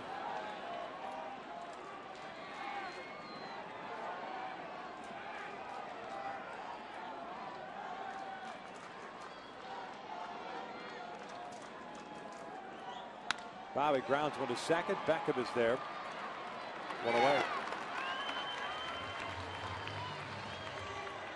Angels live after the game. Reactions of not only the bullpen struggles here the last 3 innings, but also the update on Kendrys Morales out for the rest of the year. He's going to have a second surgery to remove scar tissue. The guys will be talking about that on Angels Live right after the game. Sturris takes a strike. Meiser 1 for 4.